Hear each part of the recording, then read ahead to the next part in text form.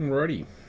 So, welcome to the stream. This Mono Workshop is number 18.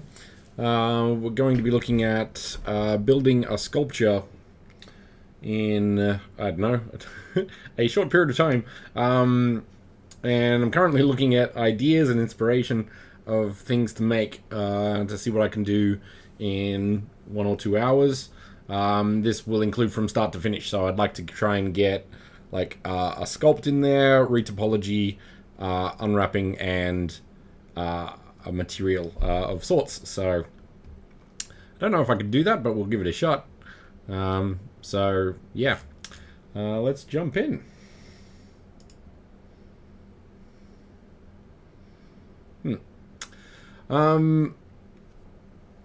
So this is what I'm looking at. Just like modern sculpture, because I'd like to do something a bit more up to date. I don't think I can do David, for example. So something like this, I think is pretty cool. But also taking requests if somebody has something that they have a cool idea that they would like to see. Can certainly take ideas there. Like something like this would be cool. Something that's fast, I guess, would be important, I guess. But yeah, there's lots of options when it comes to sculpture. Like I like these ones. These are kind of cool, like simple. But the thing is also with curves, and this is kind of one thing I would like to show, is like how do you create that as a game ready asset? So you want to keep those curves sort of in a relatively manageable result. Something like this would be fun, I guess. Yeah, lots of options.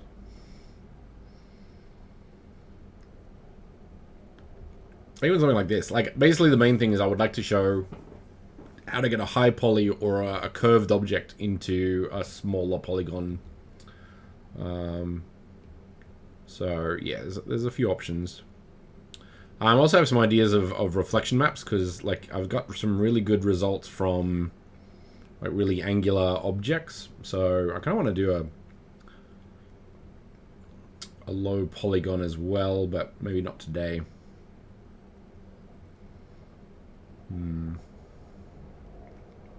What else do we have? A basic head, half a head.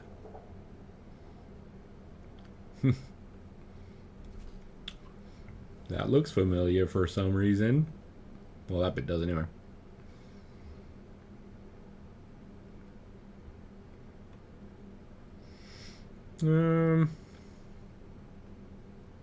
That's kind of cool. Interesting geometric shapes.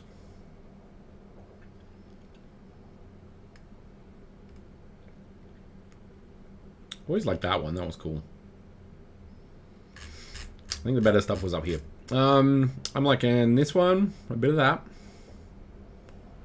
A bit of that, maybe. That's kind of interesting. So yeah, I don't know. This is cool.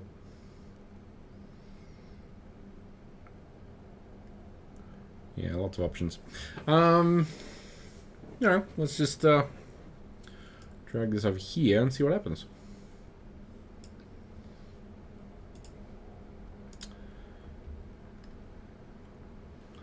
Alright. So in this case I'm going to jump into ZBrush, I think. Now Blender does have sculpting tools, so you could probably do a lot of this in Blender as well. So it just depends on what you sort of want to go about. Once again, I don't really know what I'm doing, so we'll play it by ear.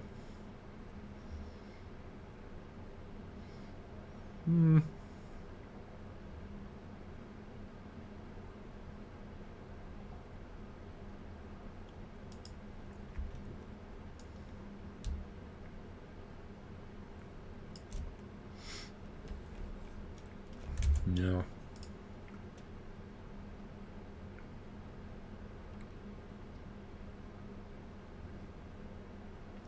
Do I want to make it in ZBrush?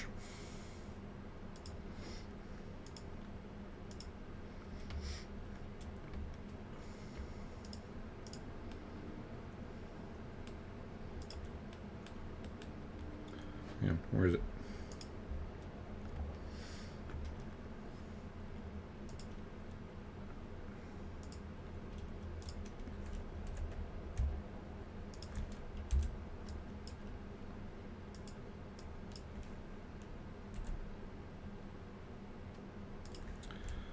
Let's do some weird stuff and see what happens, shall we?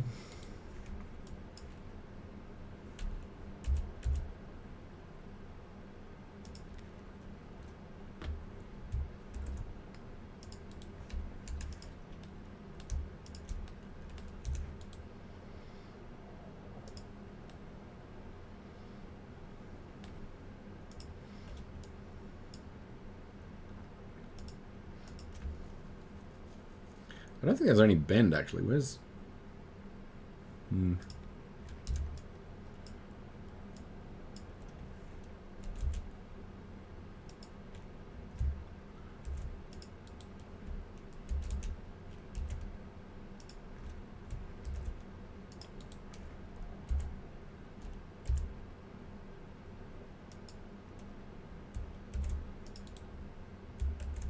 Nah, not right.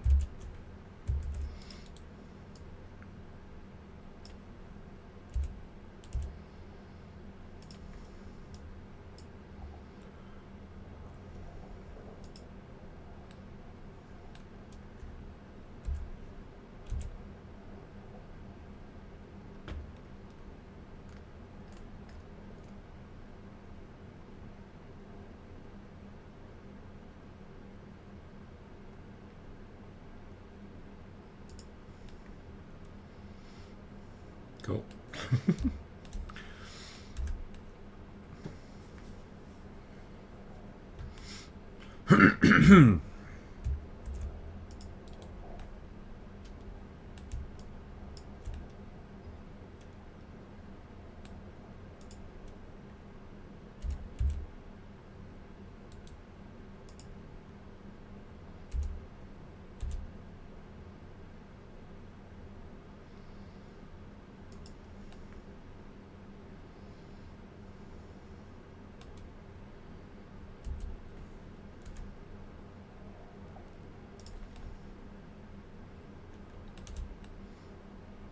Interesting.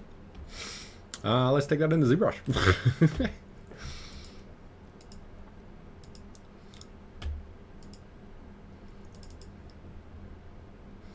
This is not a build. What could this be? Tutorial? Ah, I've actually got workshop in here, so let's do that. 11. Sculpture.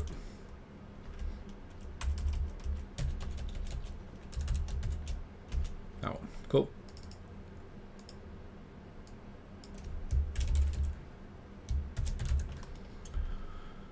Selected object. Apply transform because I didn't apply that. Actually, I'm going to do that now. Once again, Control A and all transforms, and that will sort of put it where it needs to be, and then I'll export that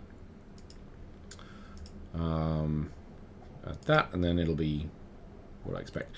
Now this is probably too big actually, because I'm gonna reduce that. I want it to be big, but not too big, so maybe 4 meters. That'll be cool.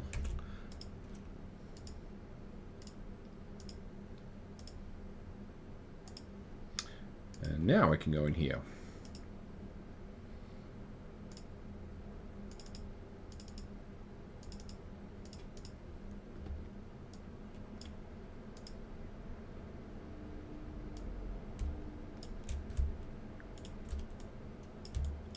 It's a masterpiece. Look at that.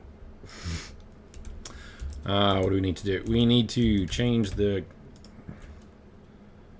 to that. And we need to let's divide it up some. Cool. And let's get some sculpted it on. See how that goes.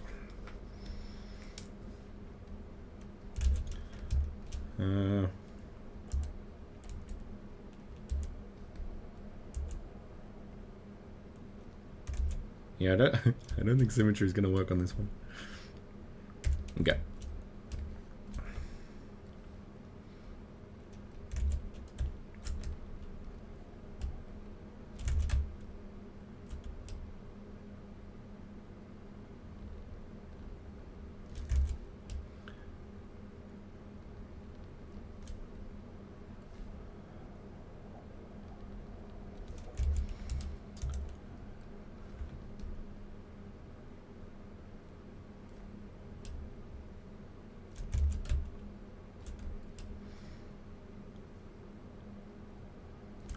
Now, there is absolutely zero reason with any of this. I have no idea what I'm doing.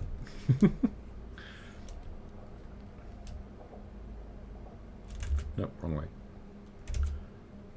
But once again, the main things I'm looking at here is how can I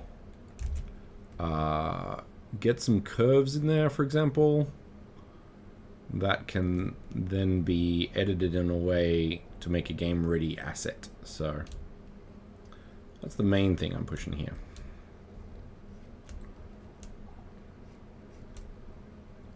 And looking at some of the elements that the process of making a game ready asset will require. So say, for example, this asset, this part here, definitely goes in, but you wouldn't see the silhouette there, so I could actually make that quite simply, whereas the curves that I'm playing around with here are part of the silhouette, so the read topology would play a part in that.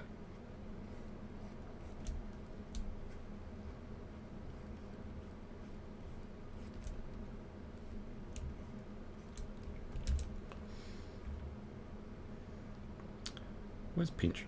Don't have it.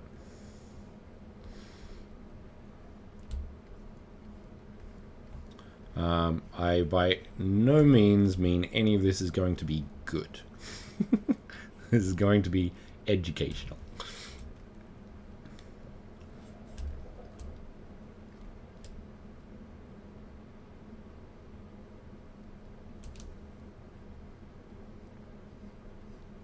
I think I'm actively trying to make this difficult to retopologize in a way. And see how that goes.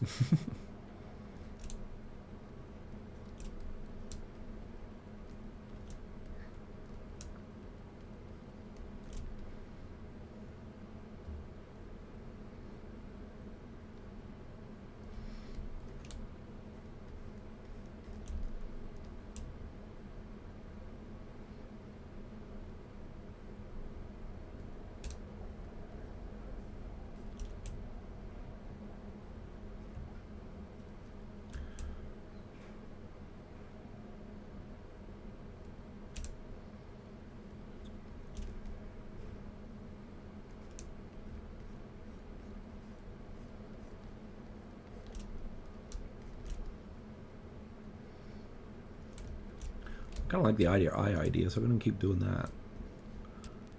Kind of adds an interesting thing.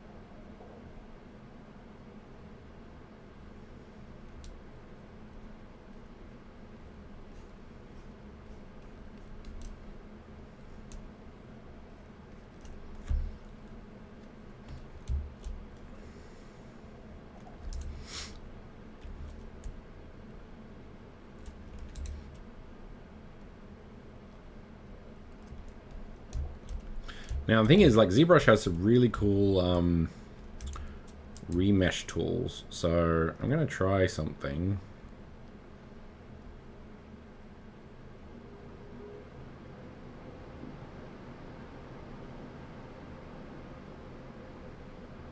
I want to halve it.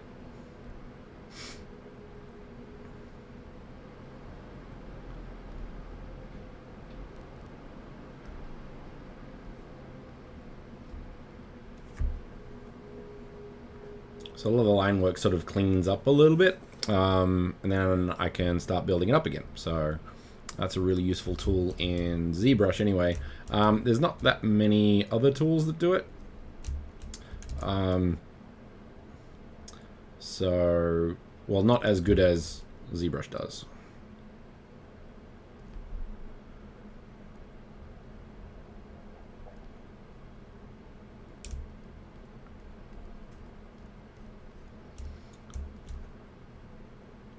I feel like I'm just going to cut at the bottom once I get sort of like a shape that I like. I'm going to cut the bottom so it gets a sharp edge.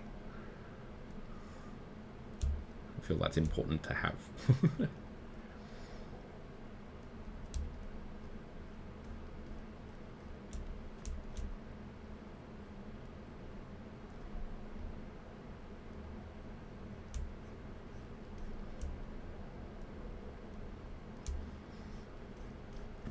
Do that quite easily in a second.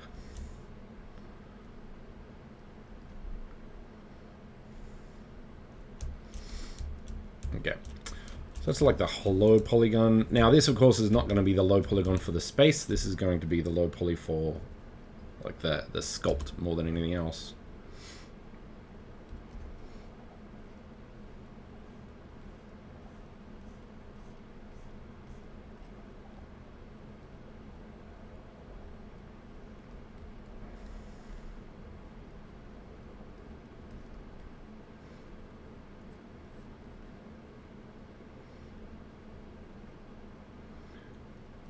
So I've got like a hard edge there that I would like to sort of add into the shape. Once again, just looking at things that I could teach.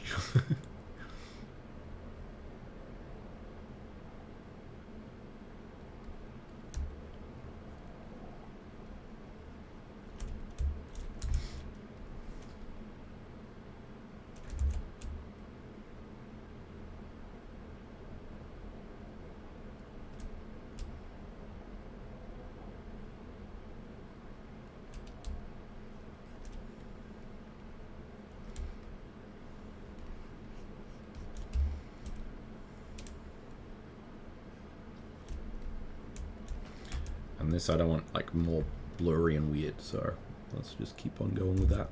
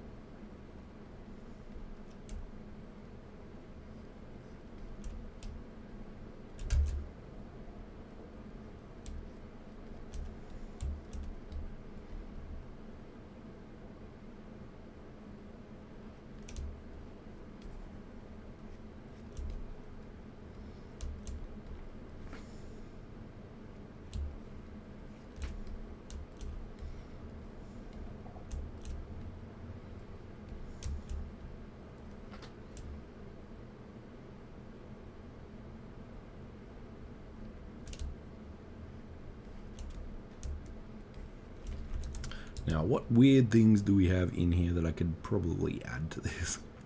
Well, let's cut it off. I'm gonna, is it trim? Yeah, I think it's trim. Not that one. That one.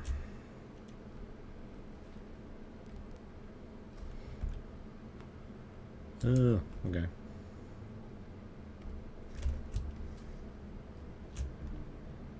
Like so. Cool. I feel like I should...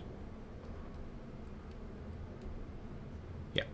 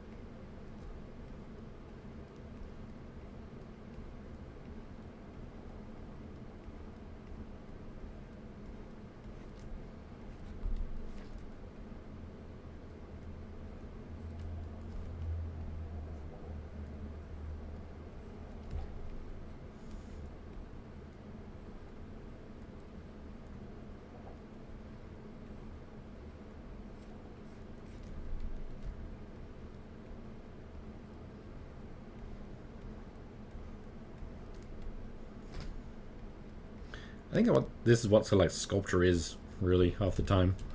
Just people finding their own way. I've seen some really good, like on ArtStation, there's some really good stuff. Just like random works that look really good. And like there's one of those sort of things where it's like, if I had more time, I would love to play with that. So one day, maybe.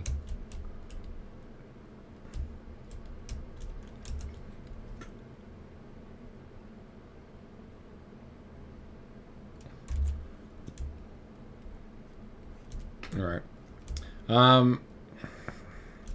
I think this is a good example.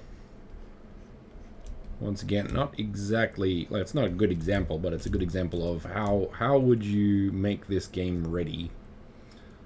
And of course this would be like a lot more time and design and effort would be added to this, but it's definitely like a good start in regards to how do you create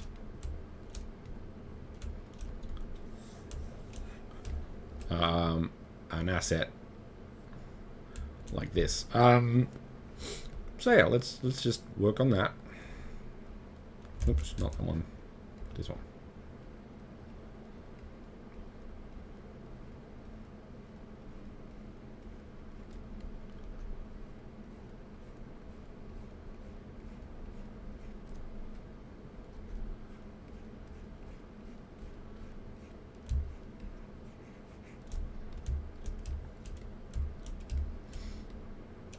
I feel like I should put a circle in there as well. So I'm going to do that.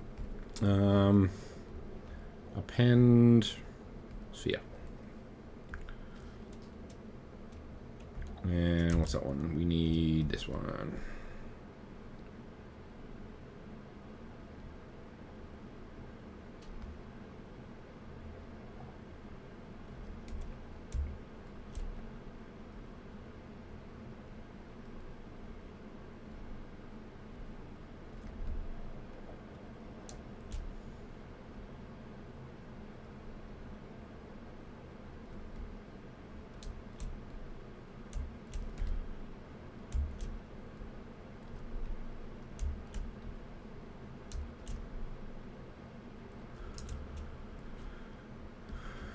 I'm gonna just do some weird things here to make this work.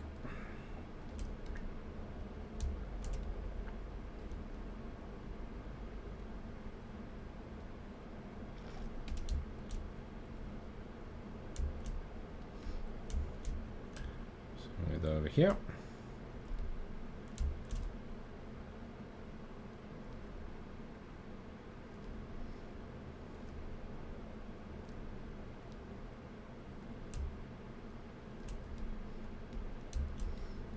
Yeah, that'll do. All right.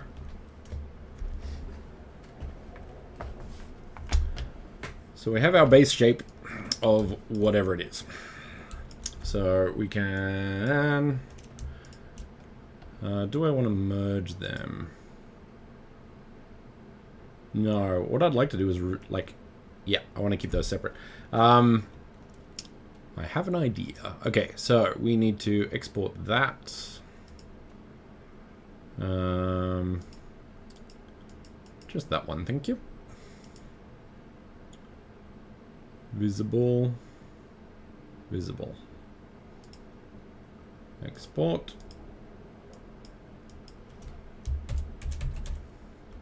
Actually, what I'm going to do is just to save on what do you call it? things and stuff. Decimation, that's the one. So one of the biggest problems with many assets in Mona is that the poly count is too high. So if I just put that in, it's ridiculously high, which is part of the problem. The other issue is just there's like the time involved with baking and things like that can be quite high. So I'm going to this isn't too bad, but I'm going to retopologize once this sorts out. If it will, it does look like it's broken, so not too sure.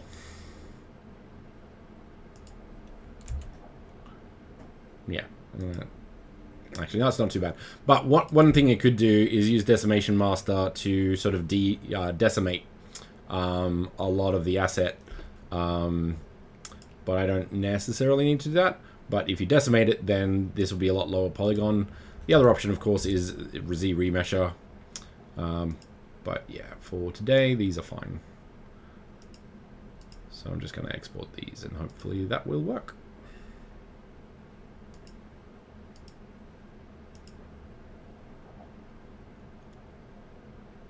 Yep.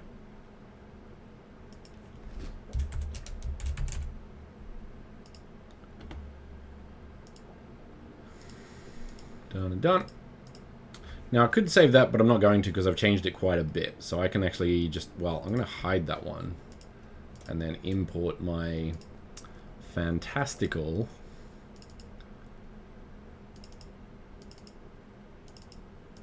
sculpt.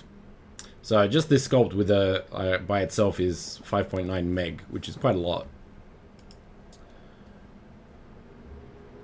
There we go.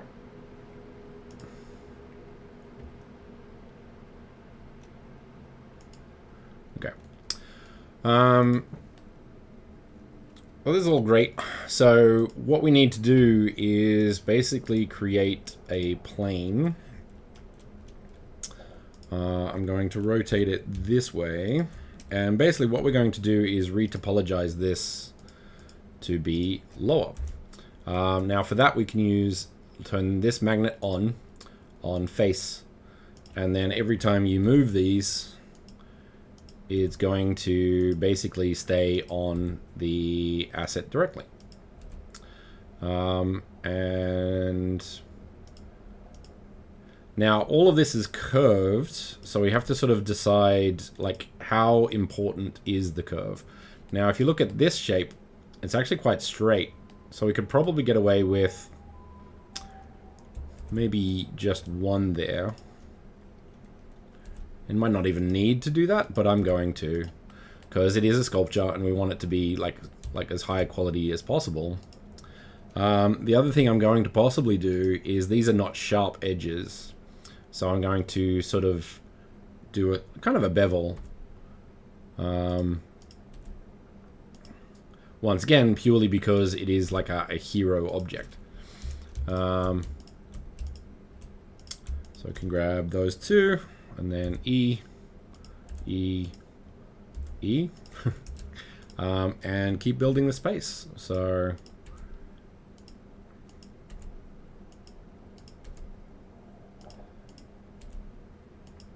now there are ways to like visualize these a bit easier. So where are they again? This one I think. So viewport display, put it in front. And that allows you to just to see everything a little bit easier, but a little like the back is a little bit harder. So it depends on what you're trying to create here, what's more important, and I'll bounce between sort of being in front and not a fair bit.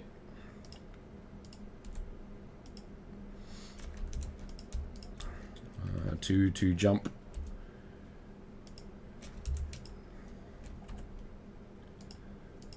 To line mode. Now once again, once you get sort of like the flow, you'd probably want to keep that flow. The edge loops, the silhouette anyway, does create a lot of the object, like the flow of the object, if you can make sense that. So you kind of want to create something that looks good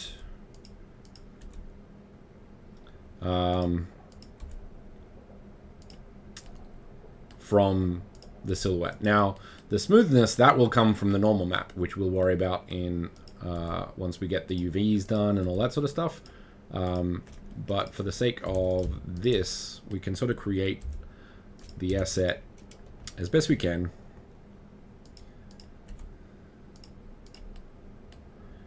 And this is a prime example of why I designed this shape as it is. So you get like this weird overlap here. So we sort of want that to go, then go up there.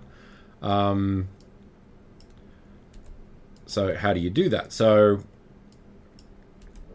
I'm going to put that there. So I'm going to make this line go there, and then this one go around. So in that case, I'll split these two assets, or two lines here, and then start looking at that. Now, if you look at the silhouette again, it gets a little bit interesting. Same here again. We're going to sort of look at the fact that this splits not so much there, but maybe there. So I'm going to put that up a bit. And then there's another one there as well. So yeah, this is an exact reason of why you could almost say that I planned this purely so I can go with the problems that come involved with like more complicated shapes. So in this case, what I'm going to do is actually move this one down here and have a bevel shape along that structure, maybe to there, and then sort of we've got that area there as well. And certain colors, like the shading on the asset, sort of makes or breaks a space sometimes. So that might help. So in this case, we've sort of got the two here. So I can push that down there, and then keep pushing that one there. Now, it doesn't change so much, so I can actually make that a bit longer. Now, if I wanted to, I could actually close that. But I'm not going to, because there's like a fair bit of bevel between these sort of points here, so I'm going to keep that in there. And in this case, we're sort of going to move these this way.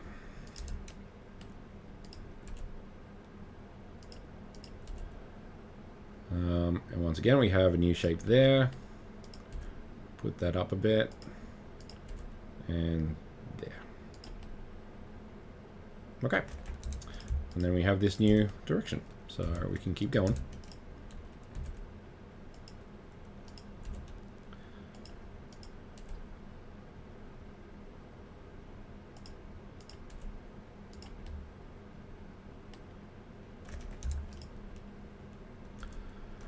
Now with shapes like these, like say it's a sculpture, I'm not going to worry too much about edge loops. But if you're worrying about characters, edge loops are very important. So for the purpose of both education in general, I'm going to try my best to keep things on 4. Now that button was an F, and that's with the F tool. If you look at add-ons and go F2, so that one. So it allows you to sort of, if I just press F, it'll put a polygon sort of where it would square out, if that makes sense.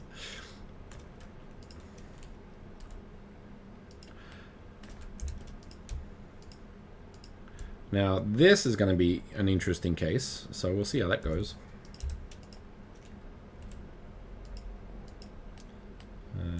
Yep, want that there. And kind of want that maybe there, because we have a bit more of a curve going. So let's do this. So I'm going to move that across a bit, because that's fine. And then I can grab that. And then we have our shape. which is kind of what we want.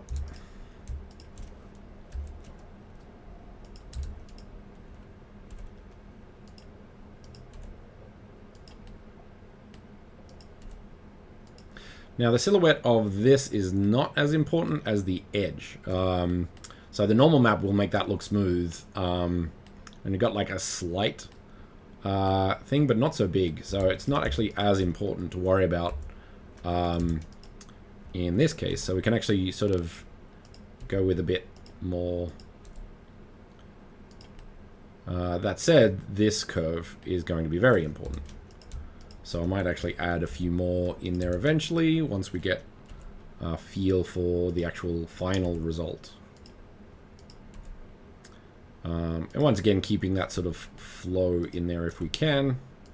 So that's getting a little bit difficult. And this is actually getting a little bit wider. So what I might do is I'll take the key, the K,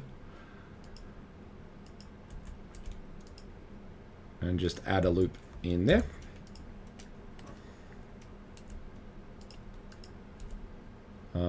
And this would allow us actually to sort of jump a bit ahead and keep that curve in there, which is lovely. Now I could do that with the whole like those 2 points, which I might do, I think. So I'm actually gonna do that.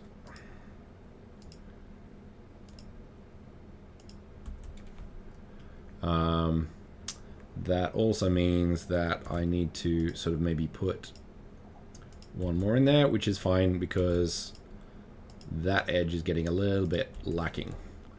And then we can delete these two, like so. Now this is an example where I would like to see what's going on. So I'm going to put that .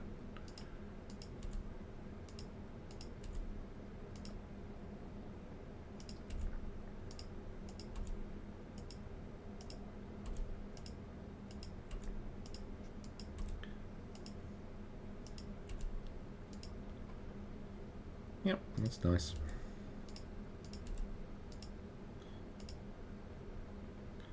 And then we can put it back if we want to.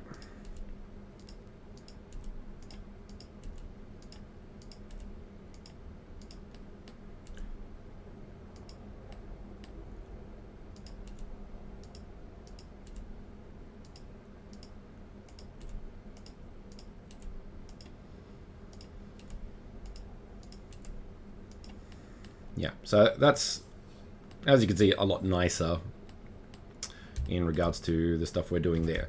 So back to the lines. Now I can hold Alt and click on a line, and that will just do the edge loop. So I'm going to do quick 1, 2, 3.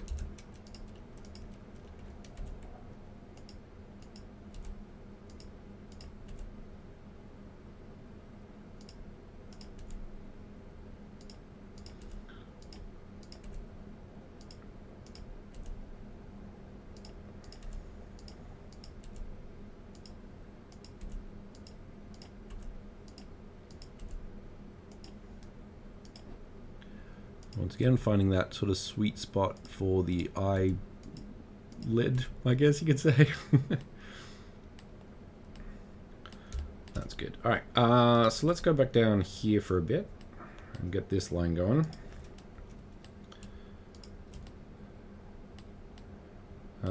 Let's actually get this further along.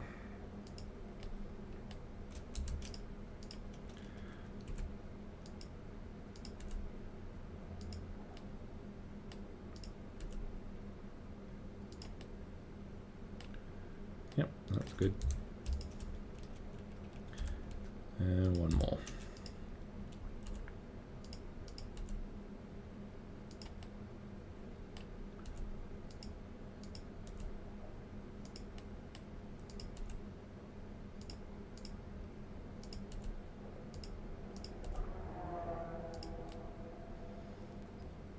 All right.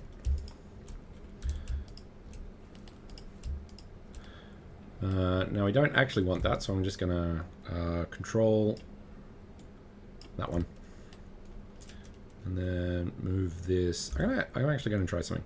So I'm going to move this down, and then I'm going to split it and see how that goes.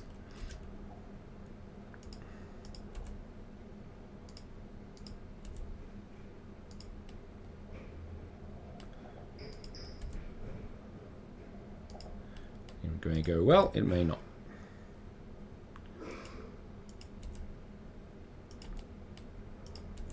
Now I'll probably do half of this object for this workshop, and then maybe do the rest. But yeah, once again, we don't want to bore you too much.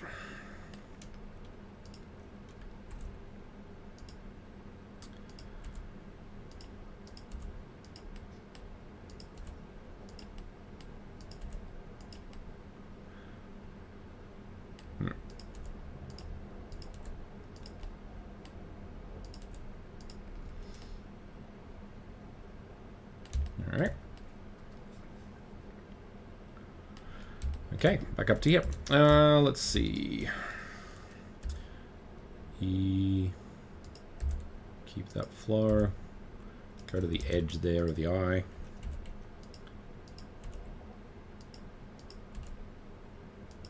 Up there, once again, there's like a silhouette of some sort there, so I'm going to keep that. And then just keep going around here like so.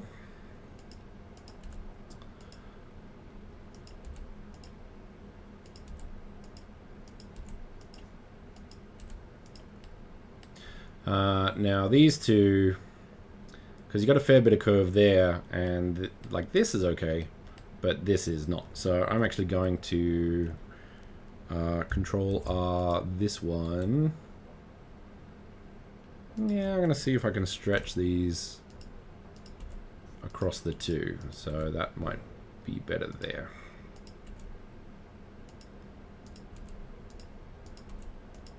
Yeah, that looks good.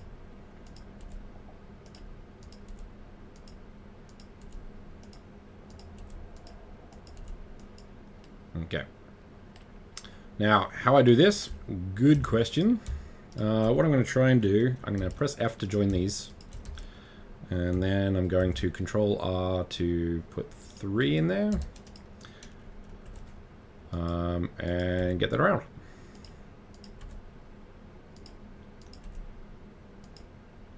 Yeah, that works.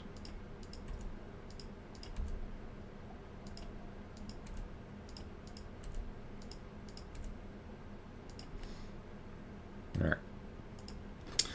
Now, let's have a look. Let's F that one. Doesn't sound as good as it should. And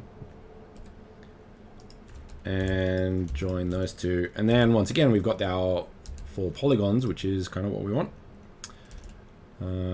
Same again. I could actually...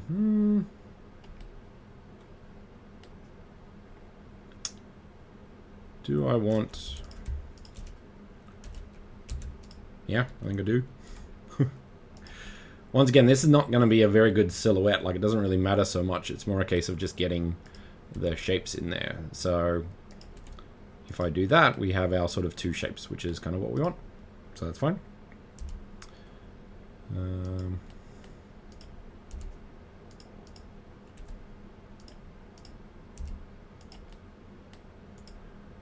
Alright, and then we're just using the F tool to sort of get this shape in there.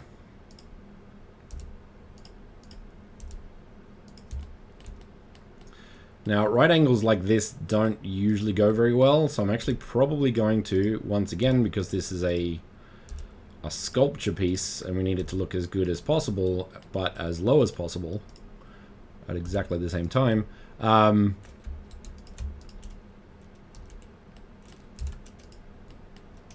so I'm going to probably do the whole thing and then bevel it.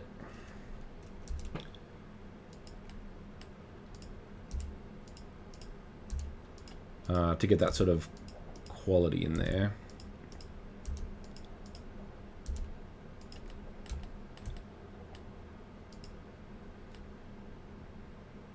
Now for that, I kind of want to blend those two.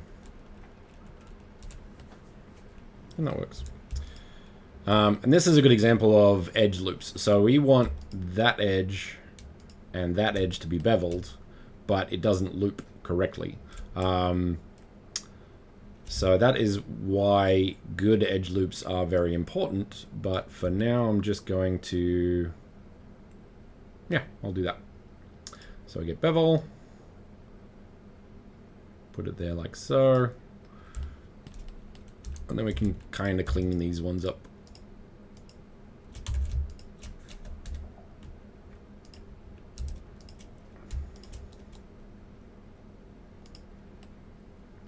Like that. Now this one I'm going to actually move back a bit.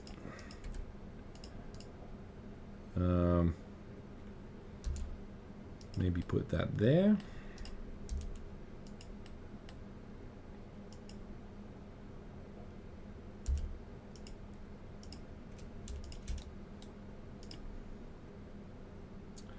And then we have this problem, you see, so.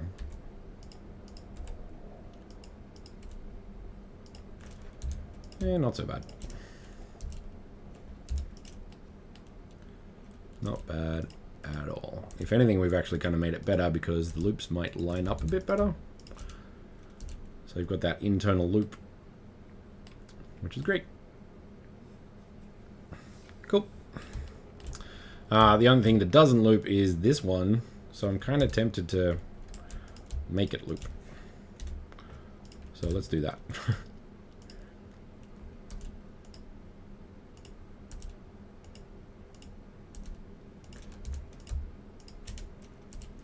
So we have that loop, which is great.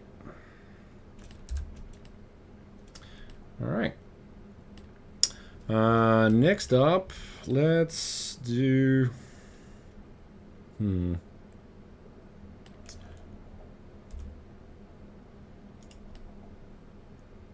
just the knee, and then once again, now in here is less important because we're going to have the eye, well, the ball as well, so we can actually just sort of push that in quite a bit.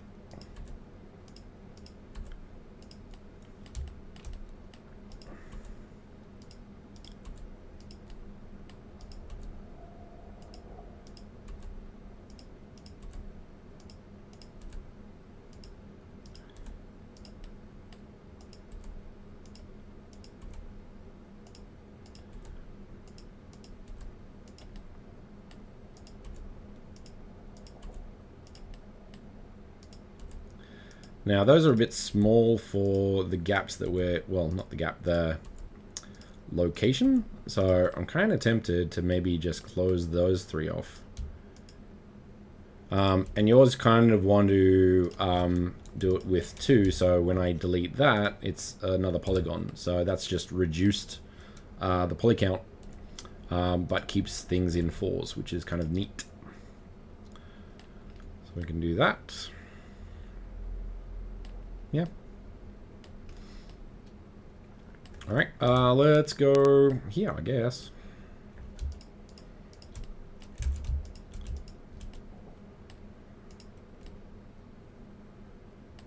Now, we might want to sort of move that down there and then do that.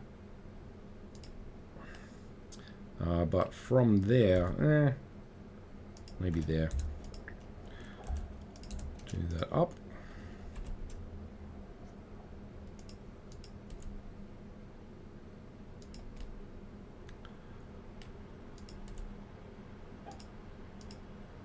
Maybe not.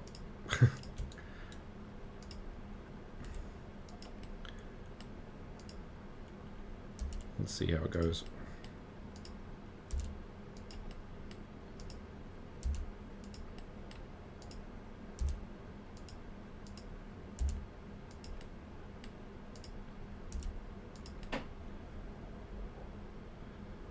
So at that point, we're going to... Where is that adding that? Yeah, don't mind that. And then I can just do that. And then we can do that. Delete edges. Excellent.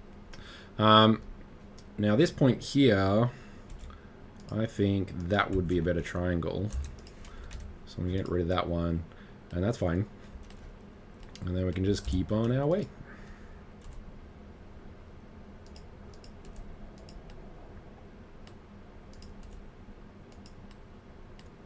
Now that was added, but it wasn't blended to where it should be. So make sure that if you're sort of splitting a direction to follow, that it actually follows.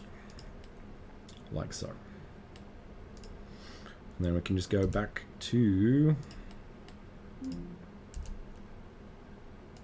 our assets there.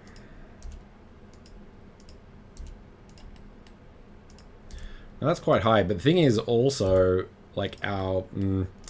if our space was a 2D space, so it didn't have stairs or anything like that, you could very easily limit your asset. I'm going to have to turn that off because I see what's going on here.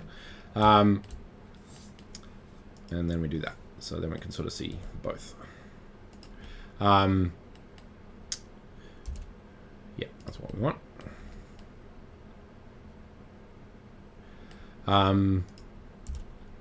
So if this doesn't get seen from the top, then you could very easily just not worry about the top. But if you're creating a sculpture for other people to buy in the future, for example, then yeah, you want to sort of design it with all possibilities available to the one who owns it. So I'll probably add some more in there eventually.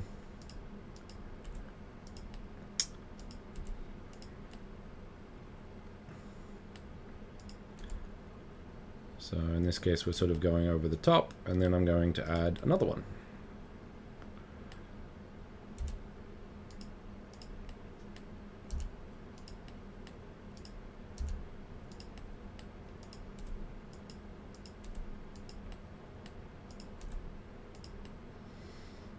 Okay. And then we just want to focus on this edge here.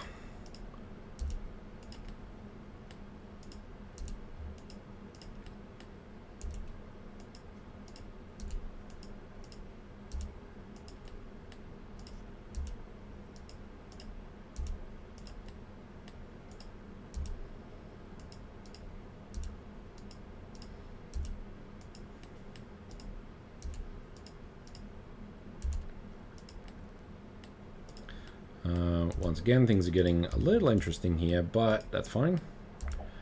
Once again, I'll probably put a bevel on many of these curves, because that's pretty important. Once again, looks like we have a sort of corner or triangle opportunity here. Once again, it's not the best, but it's also not the worst, really.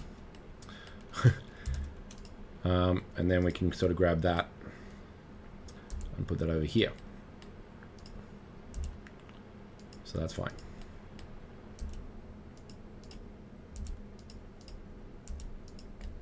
So I think after this edge, I'll start looking at unwrapping and normal mapping, so you can sort of see what we're doing with this.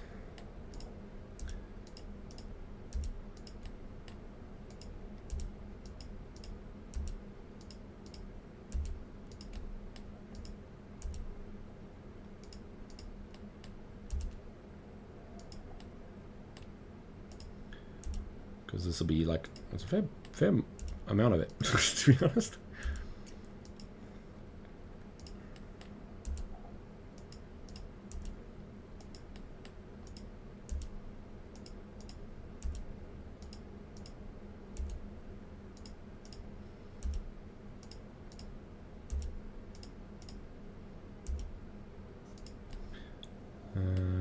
Now this is very smooth over here, so I'll probably definitely add a beveled edge on that one, but not today. So we've got that. All right, so we've got a good half, if not more so. Let's look at some beveled edges. So I'm going to bevel that one, I think. I would bevel that one if there was something to bevel. So yeah, that should work.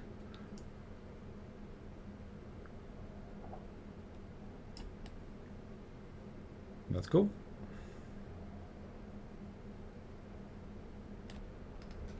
Now in this case, I could...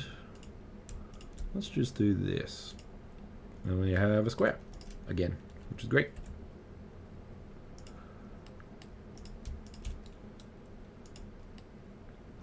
Excellent. Now if we get rid of the high poly, we can sort of see what we're working with here. That looks pretty good. But the thing is, we need to do is shade smooth. Nope. Object, that's what we want, shade smooth. So we have that. And like you can see some edges and stuff there, so things I can do in Blender to make this sort of a little bit better. I can make sure that I select all of them. Go to mesh, normals, and sometimes I'll find set from faces is good, although that's not the best one to do. I found, thanks to Richard or Mac at 3D, adding weighted normal. And I don't want to keep sharps, so corner angle I think it is. Yeah. So it's a bit better. And then the next thing we need to do is baking. Now, so the option is either bake in Blender or I can bake in Substance Painter. I generally prefer to bake in Substance Painter. I could also bake in Marmoset, so I got lots of options. The first person to type anything and tells me which one to bake it on, I will do so. Blender, Painter, or Substance... Blender, Painter, or Marmoset. So, put in your votes. I'm going to turn on the air conditioner because it's getting a bit toasty here. Give me a sec.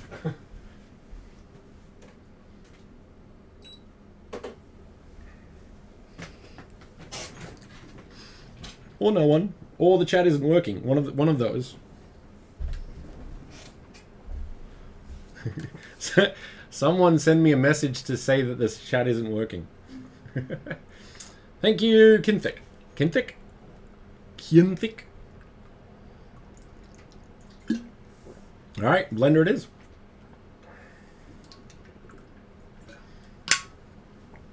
Alright. Man, like... Retopology with a mouth will mess your hands up.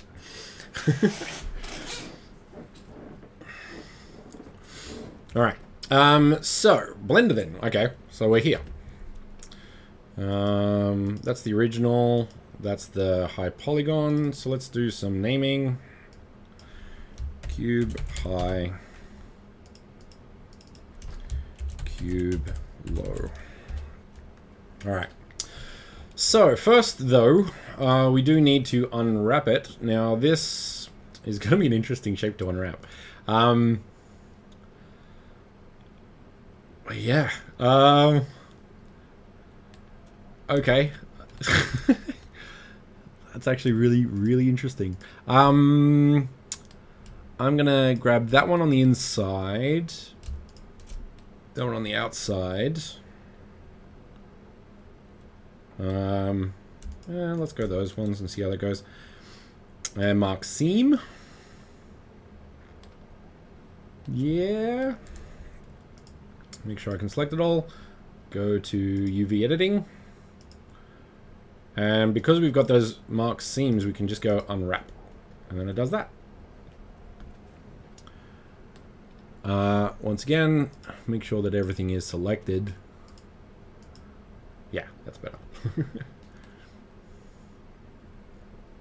Now this one's a bit too long, so I'm actually going to... Can I mark seam there? No. Let's put it there. Yeah, that's a good spot. Okay. Now, of course, if you did the whole object, you would have probably a bit more in here. So I'm going to... You want to basically fit these in as detailed, like as tight as possible, basically. Now this is probably going to be... Once again, it depends on how important is this asset. I will usually design them to be like 2048. And in Unity, it's very easy to cut it down if you need to. So if it's less important, you could put it down to 1024 or even 512. But if you're making a game, you vary, like 4K is just not, just don't. Especially with Mona, because Mona's not Cyberpunk. I'll say that much. And 4K images are really big on the file size. So now I would like to make this actually bigger, but I don't think I can. But let's say you fit all of your object into the 24K. It does have to fit in this 0 to 1 box because we are baking. Anything outside of that will not bake correctly. This is the tile, so you need to do that. So this is good. Yeah, so that's ready. Next thing we need to do is go to cycles. Eevee doesn't do baking. Cycles does. Now, you'll note that when I did the UVing, I didn't scale any of these because I kind of want... I'm going to put a simple material on this. I'm just going to focus on the normal map today. So these, if I scaled this one down, for example, let's do this one. If I scaled this one down because it's less important, say, the material won't tile correctly. Yeah, so Decentraland is, from what I understand, Decentraland is a more limited experience, and therefore you have to even push all of this to the 20th level rather than the 10th, or even the 5th with Mona. So it depends on, once again, what is the asset, how important is it, how much room does it take in the space, all that sort of stuff. So, yeah, there's that. Okay, so, Blender baking. So cycles, GPU or CPU, up to you. I'm going to go with this one because I don't think I've actually tried it. I keep forgetting it's there. We're going to bake, but we want to do the normal.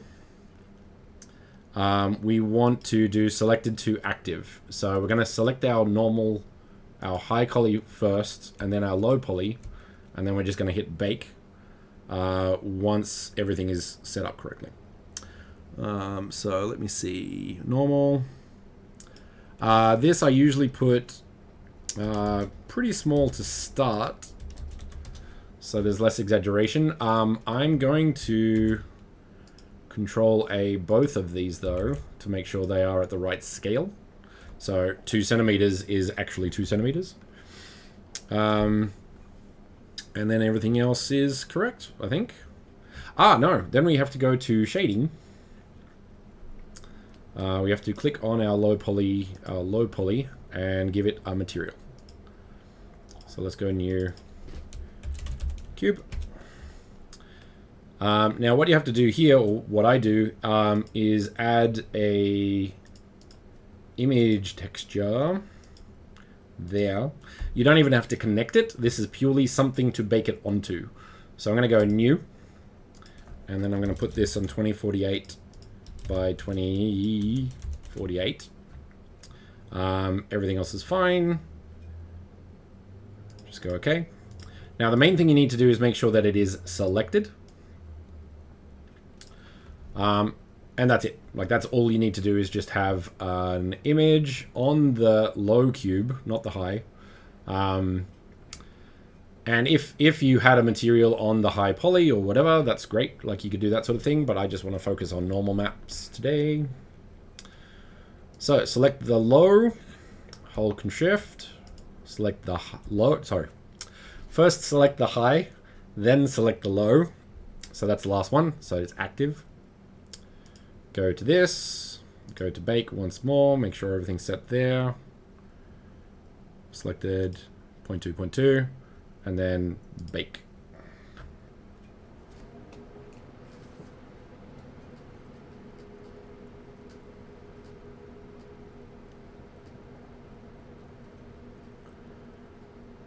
Very slow. Why is this slow? My CPU is faster than my GPU.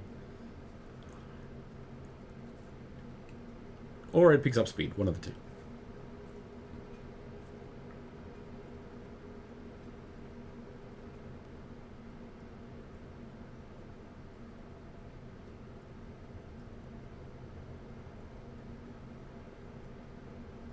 Okay. So we have a normal map. Now, as you can see, it's not great. So we got some things in here, things in there, things in there. So it's not really picking it up. So I'm assuming that it's probably this. So I'm going to put them up to 10 centimeters. You kind of want this to be as low as possible, though. Let's see how long the CPU compute is. Kind of interested to see what happens there.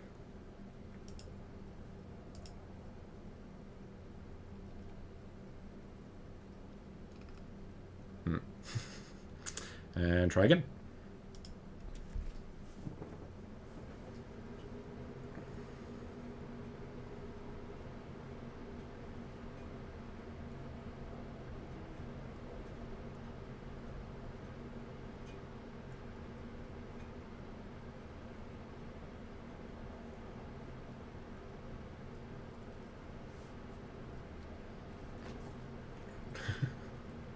Really hard on the wrist. I don't know why. It's never really wasn't as bad.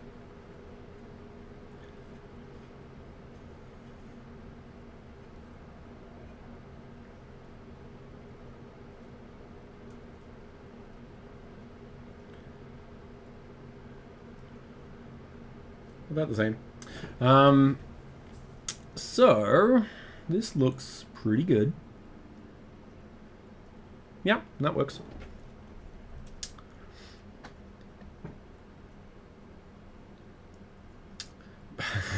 It depends on your sculptor. What are you trying to make? Because that's everything.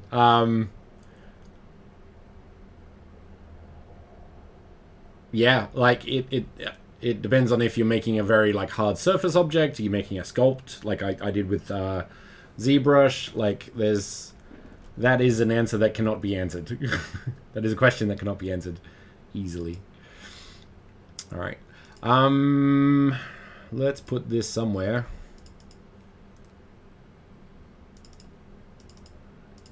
Let's just put it in sculpture for now.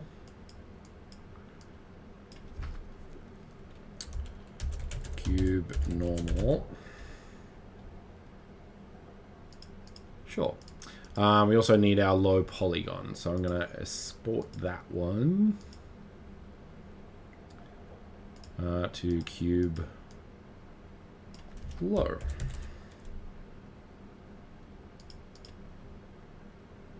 Are there any other maps we might want? Probably not, because we'll make everything else up in Unity, I think. So we'll get rid of that. Let's make a space.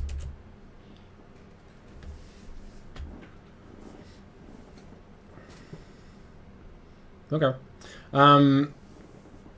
Still not enough information because there's so many things in that. Like, so if you're doing, like, if you're going to 3D an object that you want to have a normal map on, I find that lately, once again, depending on the object, I'll just go crazy in ZBrush or my 3D sculpting tools, make whatever I want, and then I'll redo a lot of it with retopology tools to get that polygon down. But I focus, if I'm doing that sort of thing, I'll usually focus on like characters, which is a whole different category. So yeah, having the freedom to kind of do what you want with, like, in the back of your mind that it's going to be a game asset. So you sort of, like, at each step when you're going to make a design choice, and it's kind of equals, like, okay, I can make it high poly, but I can make it low poly. Both will look good. Go for the low poly, purely because you are creating for a game asset, especially one that's on the low end system on the grounds that we're looking at WebGL, and you sort of want a smooth experience rather than a good looking experience, because that's just the way WebGL works and is limited to. And that said, if anyone wants your asset in VR, for example, then like 10,000 is way too high. Like a whole space, I think is it 10,000 or 100,000? Like the whole entire space is 100,000 polygons maximum to work in a VR, and that's with good draw calls and all the rest of it. So I'm assuming most of these sculptures are not for VR spaces, but you could always try. But yeah, so curves are the biggest problem, just because they're curves. But getting that poly count down is a skill in itself. And yeah, that's pretty tricky, to be honest. And depends on the curve. Like, is it a tight curve? Is it a very slow? Like those, the big, long, slow curves are the ones that are the hardest to do. And it's really hard to make them look good with a reasonable poly count. So I stay away from them.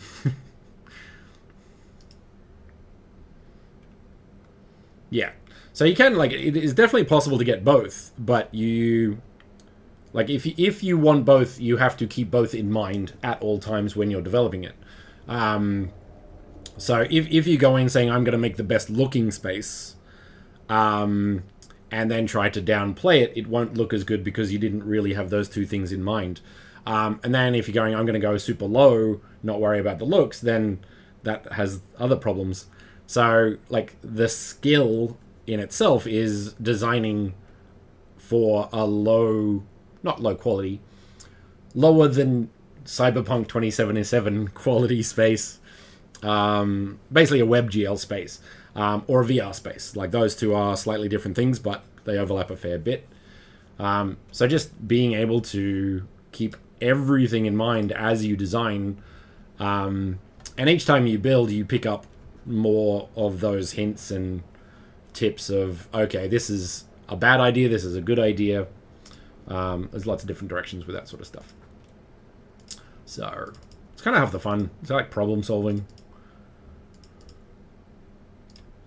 Like, say for example, this asset is probably too low polygon for a hero sculpture, but it would be the reasonable poly count for a like a background sculptor. That said, if I used LODs or level of detail, I could create a higher polygon and then go to a lower polygon, like when it gets, like, I don't know, 10 meters or like even 5 meters away from me, and that will save a lot of time. So there's definitely ways you can optimize a space to work with all of these in mind. It's just a case of having that experience.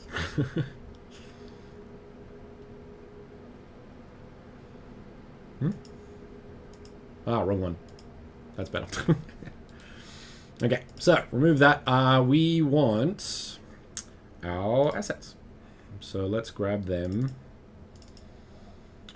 Tutorials, workshops. Now, what do we need? We need our cube low in models. We need our cube normal in textures. And that's it. I'm going to create a new material.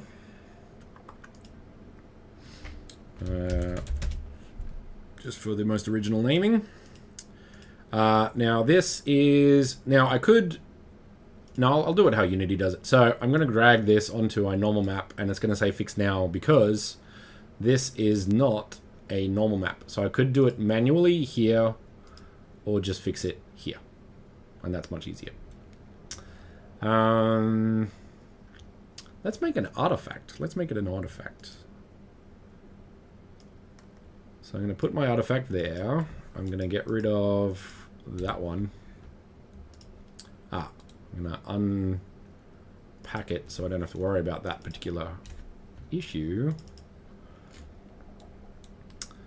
I'm going to move my spawn point. Oh no, that's there. Is it? Why is it red? Mine?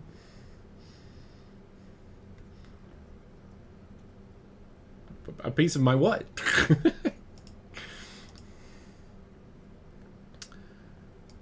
Okay, so now it has an asset, so I'm actually going to put this on it now. And then I can drag that onto our assets. And then I'm going to turn that around, like so. So there we go. Oh, that's the okay. That's the main spawn point. Okay. I'm gonna get rid of the portal. We're not gonna need that. I'm gonna move my artifact somewhere else. So let's do it somewhere nice, like there. Actually, no, I want better sun, so I'm gonna put it there. And then I'm gonna rotate this guy to there. This is the hero after all. So I'm gonna put that there. I don't think that's me.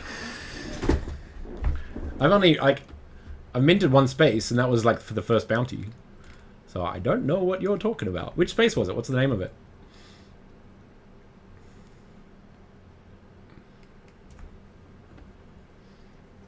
Okay.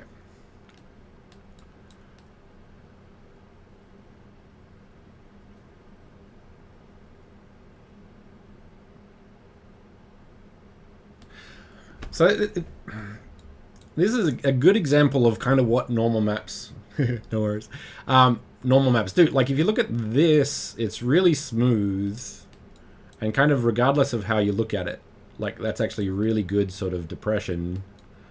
And even there, for example, looks quite nice. And then you got the edge here, but over here is fine because you sort of got the double up. So it's really interesting how far a normal map can take things. What I'm going to do, because I always like doing this, we're going to put metallic up and reflection up. And this is one of the issues with a normal map, because the normal map texture resolution is lower than what this can do. So what I could do is take this into Substance Painter and put some noise or something. Or, actually, let's do this. So let's put some floor texture, like the stone, on here, which is cool. Let's do maybe 0.5, 0.2. Yep, that's better. And then let's do 10, which cleans it up a lot better. So you got this sort of like really nice detail, even though the resolution of the normal map is low. So that's really cool. So you can do that. And yeah, we have our sculpture. I feel like I kind of need to do the back now. Because it is lacking. But we have our object. Now, the other thing we could do, I'm going to keep that because that's actually pretty good. Let's go maybe 5. No, I like... Yeah, super detailed, and maybe 0.5.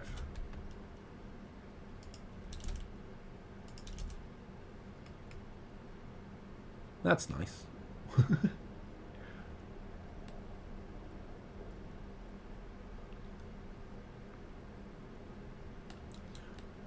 Ooh, you see a small issue there with the normal map, I think.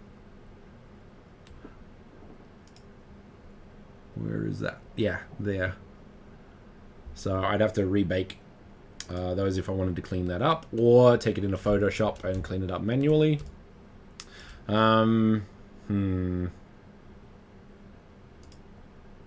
Let's do that. And let's make some weird texture.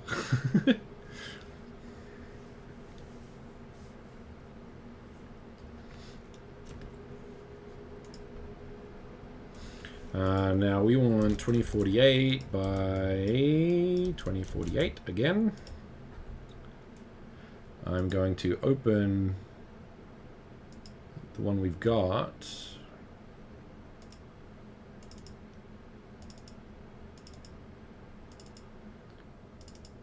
In the thing, so when I update it, it's just going to be updated, so that's good. Open. Right. So we have these two shapes here. Now, one thing I will do sometimes if I need to sort of quickly fix something is edit the, if I can anyway, because I've had some issues with this. Ideally, I would like to blur it, but sometimes it does not work. Where is it? This one. So as you can see, that doesn't work, but if I do this, no, it doesn't. Oh, that's clone. This, yeah. So I can grab that and sort of clean that up a bit. But then you start getting issues of, I don't know, slight discoloration, I guess you could say. So blur is better, but doesn't work as well as I would like. So can clone work with this? Because that'd be cool. Yeah, that works.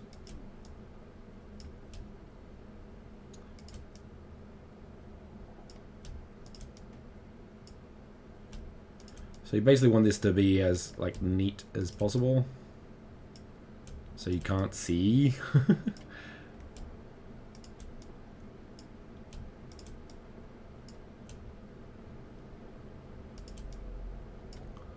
So that's better.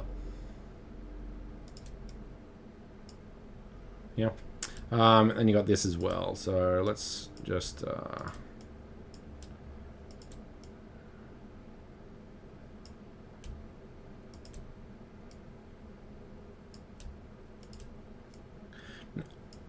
now the reason I'm doing this on a per layer thing is if you just do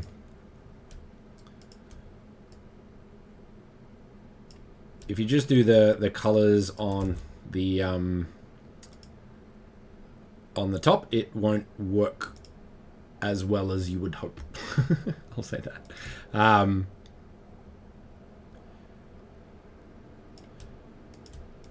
So this is a better approach. It's not the best approach. Like the best approach would be sort of to clean it up in like the original bake if you can. But if you can't, like sometimes you'll need to go into the tools and just modify it.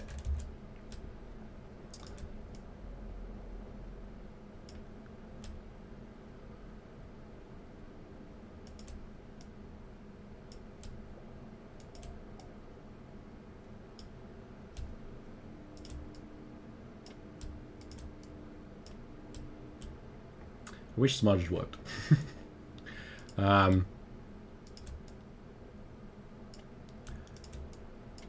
But if you look at that, it's a lot better, for example. But if I just blended it here, which I can blend, once I find it again. Blur, sorry, smudge, that's the one. You can do it, but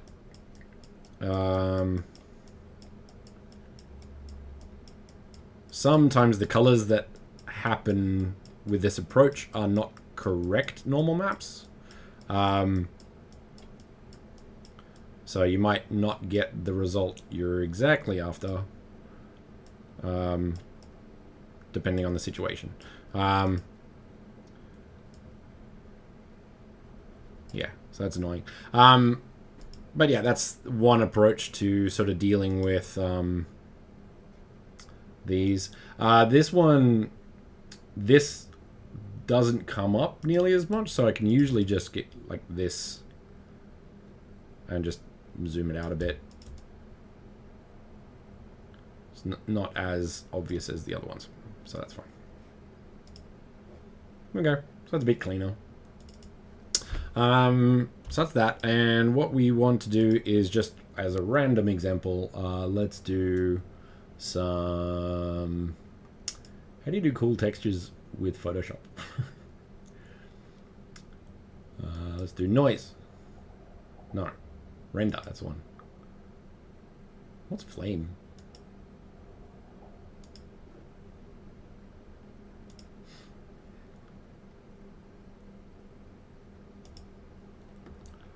Cool.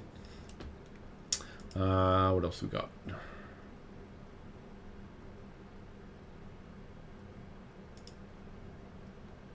Oh, that looks fun. Cool. That'll do. Yeah, let's just do that. There's a weird diffuse. Actually, no. Let's get some reference. Actually, let's do that. So I'm going to pull up the Mono docs and go to a cool reference thing. Mono. Nope. Docs. We want resources. We want textures. And I think I found this one was pretty good.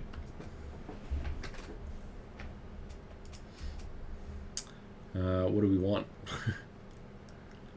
Painted?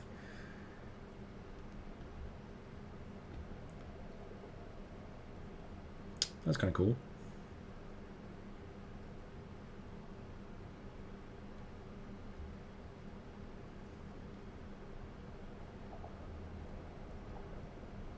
This one.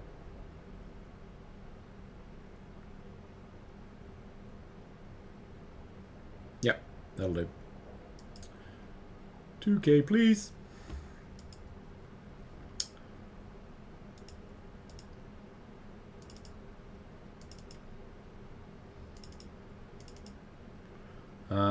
Yeah, let's just put it in there.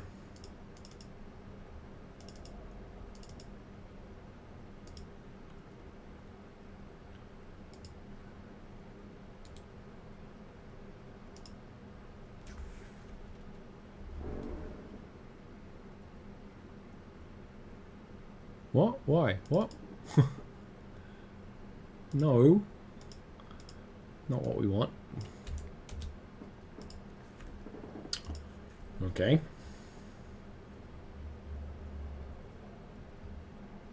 It's a substance. I don't want a substance. That was kind of a cool place, though. Okay.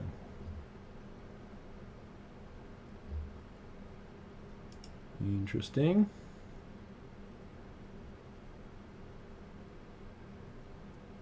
Sure, why not? Very serious about this, clearly.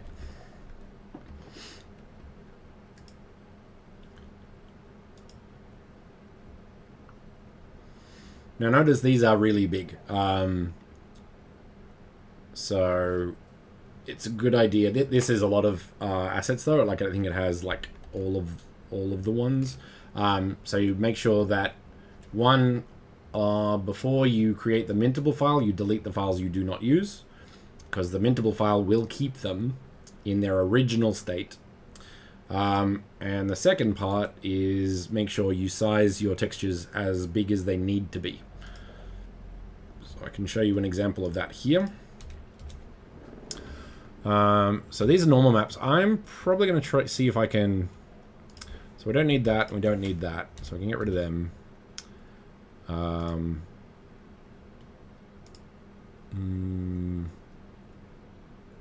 Yeah, we can look at those and see where we're at. Nope, that's part of the meta, so that's fine. Okay. So let's go that one. And this is where the cut will make a difference. Now in Substance Painter, you might be able to get around that with some of the tools that it has. But sometimes it looks okay, but sometimes it does not. So there, you've got that. So yeah, smear, like not smears, right in my face. The seams, that's the one. That's why it's so close. The seams play a part in being able to create a seamless thing, but stretching is more of a problem with these sort of textures, so trying to find the seams that best suit the location where you can sort of get away with some of that. So that, like, looking at it from there and looking at it from there is okay, but you can sort of see the problem there. So it's a bit of a tricky one. But we do what we can. So yeah, then if I want to, I could get rid of, I'm going to put this one in there and then make that 1, fixed now, 1, 1. And it's really quite interesting. Yeah, it looks like a sculpture. It looks like a spider web, like a cool kind of wrapped up spider web. So that's kind of cool. Let's see what we can do with Substance Painter, because I'd like to see if we can clean up those seams, because that would make a huge difference. So I'm going to do that.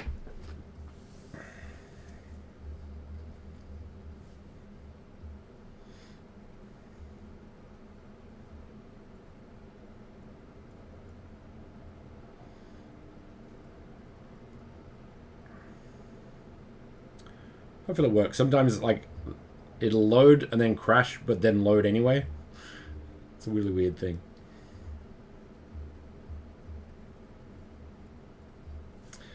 What I might do is export the high as well. So I've updated the location. Oh, it's updating. So I can sort of do the high, and then I can actually bake them both in the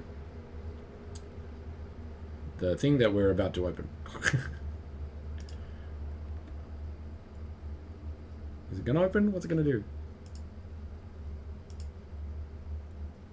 I have so many things. Reduce that. Go away. Photoshop is done. Let's get rid of that. So it didn't work. Okay. Try again.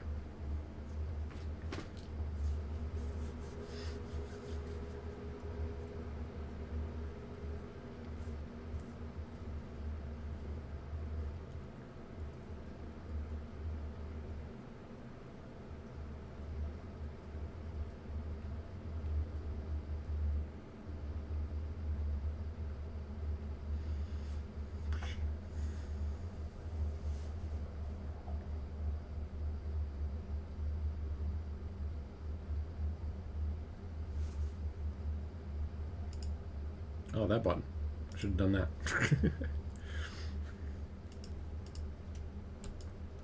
So what do we need to do? We need to try and clean up the seam. The normal map works well. And just to keep everything in Painter, I'll probably just keep Painter. I kind of wish I had the back now. But oh well. What kind of rig do I currently... It's a bright one. There are lots of lights. It's 5950X CPU with 64 gig of RAM, I think, and 2070 RTX. I have 4 screens. I have my landscape, my, what is it? My Raptor. Who makes these? Razer. My Razer Raptor main screen. 2 portraits. And a TV. So I watch all my stuff on my computer rig, which is pretty cool. How about yourself?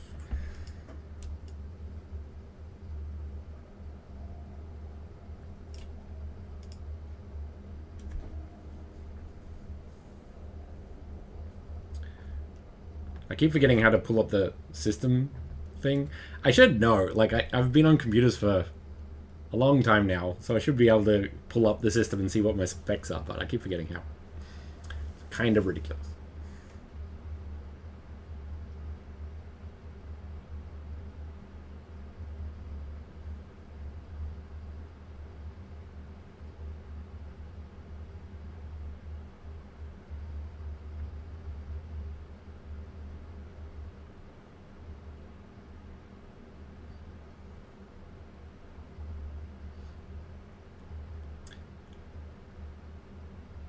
Ooh, 3090. Nice.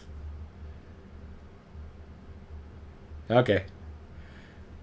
Yeah, before I had this graphics card, I had a Titan Black. I was I was that guy who spent way too much money on, I guess, graphics card, and then the last 3 years happened. So everyone's just like, the concept of value is really weird now.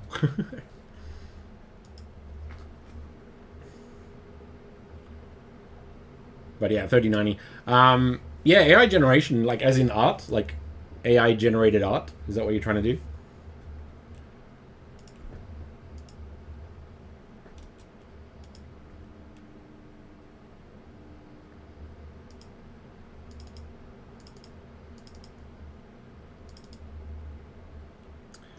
We want the low.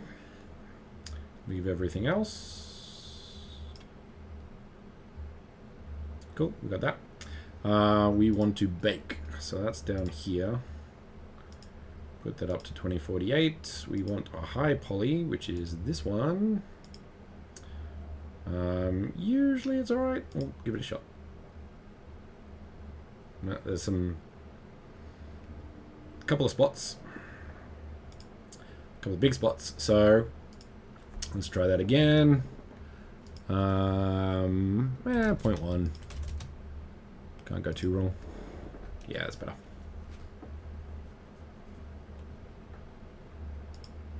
Okay. Now, let's look around. It's looking good. Back to layers. Let's get some smart assets going.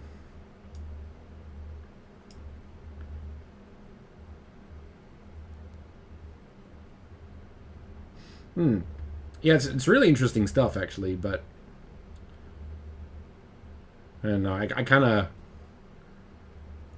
like, you get to a certain, it's not even an age anymore. You get to a certain technology group that you really like, and then when something else comes up, it's like, yeah, that's not for me.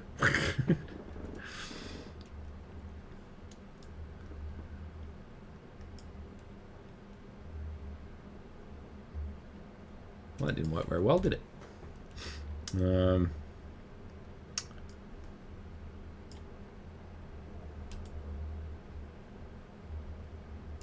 That's kind of cool. Nice color. I like the color in that one.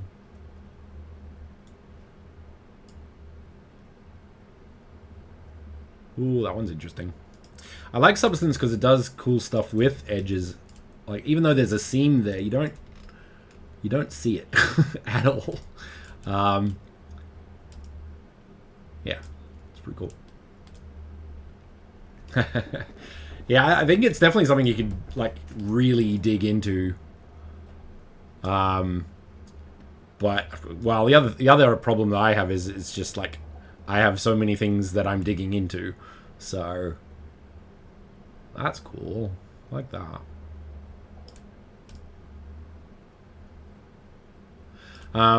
This is an issue you do have with low poly count. So you got the part of it is the silhouette, like you'll always see those. The other part is like depending on which angle you look at it. So that actually looks alright. Like it's quite low there, but it actually looks pretty good. That's great. Like you got that really nice curve there, but then you get here and it gets a bit weird. So it really depends on the angle that you look at it. But you also, like, you wouldn't expect it as like, except for that angle there, you would not expect the angles to be, even that's pretty good. So it's a bit of a weird one. What else do we have? What's this do? Nothing. I kind of like that one best so far. What else do we got? Let's get some wood.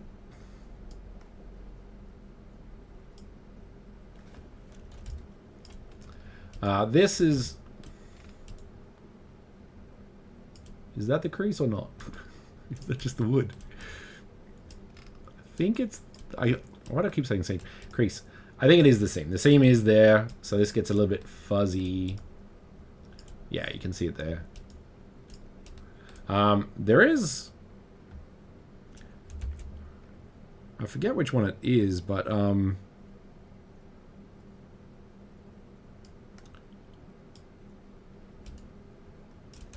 not that one.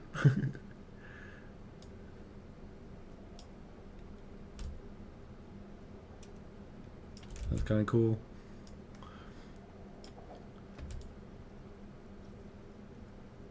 I kind of want to go with that just to show that it works that way.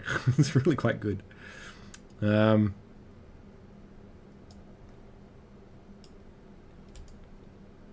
some dirt on there. Yeah, that's cool.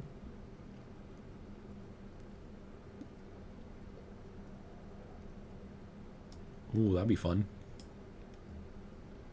Yeah.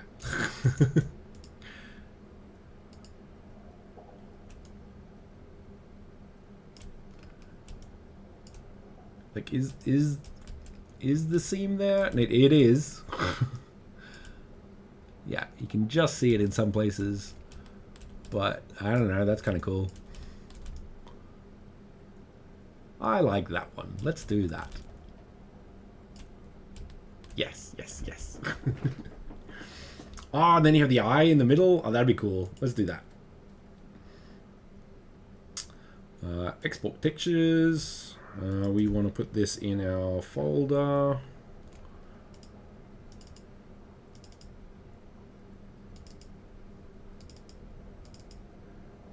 Directly. Textures. Yep. Cube. Yeah, we can keep the name. Make sure that it is 2048. It should be, but just in case. And then export.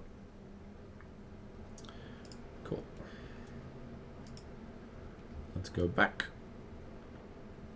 I didn't change the thing. So I need to do that again because I didn't change this to the universal pipeline as the better one. So I'm going to export that. Better. Let's get rid of all of these. Nope, nope, nope.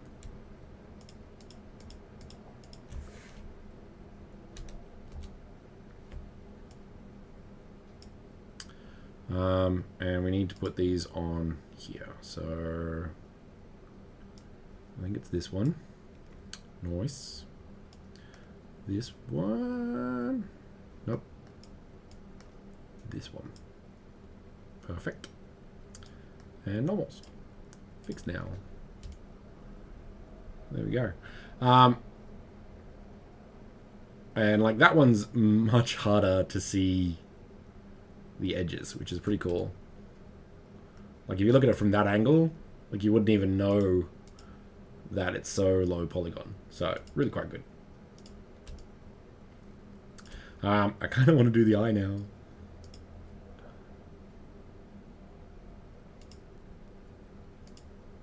Where we go? Layout. How are we going for time? Can I finish the other side? Why not? I could probably grab most of this and actually... nah. Okay.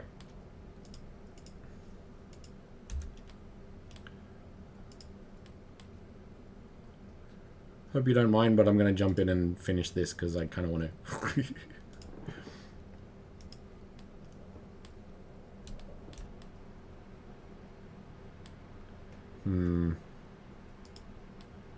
Oh, hang on. So in front and wireframe, I think it is it? No. How did I do it? Wire?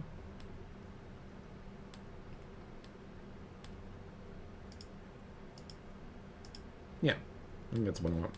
Okay. Let's keep on going.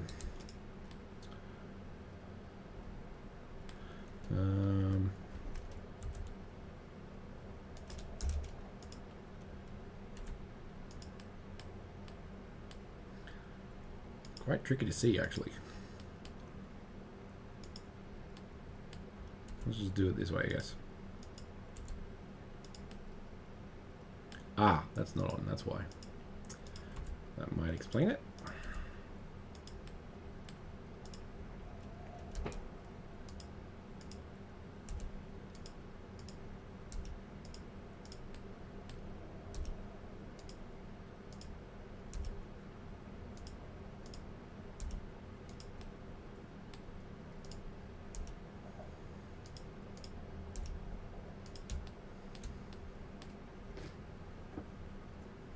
Yeah, I do feel Blender is getting there. ZBrush has been around forever. Like, they started sculpting. So they're very good at it. And Blender started it quite recently, so it's like, yeah, fair enough. But, and this is the other thing, Maxon, Maxon just got ZBrush, and they've already kind of messed up the goodwill that ZBrush did have. ZBrush gave updates forever. Too much, actually. But, yeah, I think Maxon is not doing as well with the kind of direction. So I think they've lost a lot of goodwill. So we'll see how it all plays out. It's going to be quite interesting. But, yeah, Painter is probably, I feel, one of the best texturing tools, and ZBrush is probably the best sculptor for now. But we'll see how they go. Both have changed, like, Adobe bought Substance with Adobe results, and yeah, so it's a bit of an interesting one. Will be interesting to see how it all plays out, I think.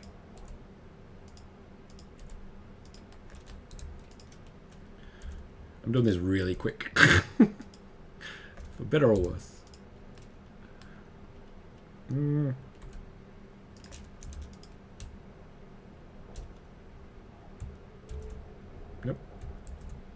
No. Yeah, pick your poison, basically. I also started with Substance Painter and what do you call it? ZBrush, like a long time ago. I had ZBrush since version 3. It wasn't even in the 2000s yet. So I'm much more comfortable with ZBrush. That said, if I was going to suggest to anyone which one to get, I would probably lean towards Blender.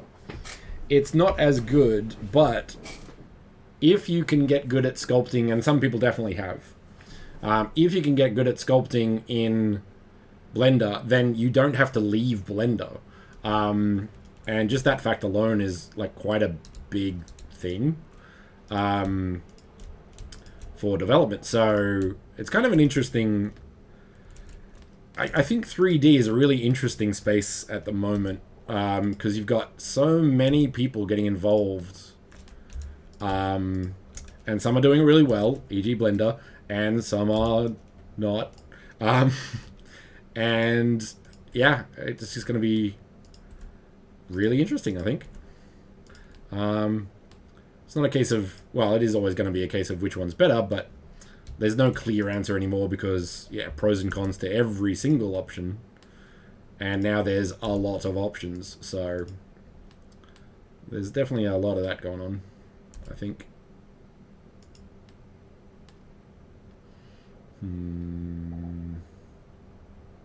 Yeah.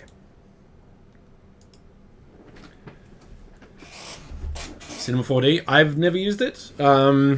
I came from 3D Studio Max, and then 3D Studio Max was doing kind of weird directions because they were bought by Maya, who's Autodesk. So Autodesk kind of screwed over my Max. So I kind of really wanted to get to Blender, and that's when I went over to Blender and haven't really looked back. I don't like some of the things they do. Not a fan of the weight painting for rigging and stuff like that. But for the most part, like when it comes to modeling, ZBrush is really good. If not better in some cases. So I find it really, really quite good. So I will happily go over Blender, or use Blender a lot. And yeah, I'm happy. I'm quite happy I learnt baking in Blender. That said, Substance does do it better, so I'll usually use that. But note how I had the Steam version of Substance, just because, yeah, it was cheaper. Like, you can still buy, what do you call it, a full license on Steam. So I did that. And I do not know how long that will be around for, kind of thing, so...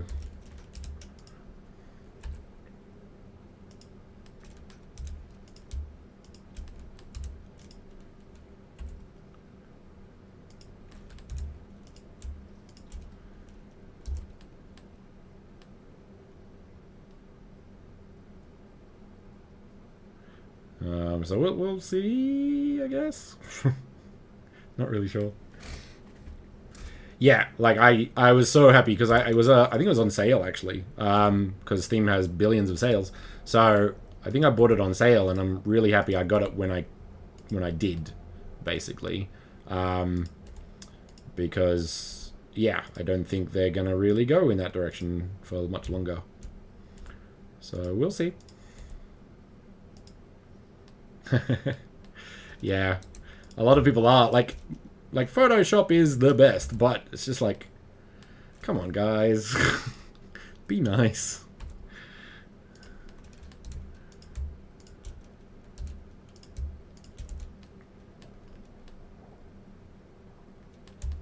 Okay. I feel like I should not blend, bevel, that's the one. Need to bevel this. Cool.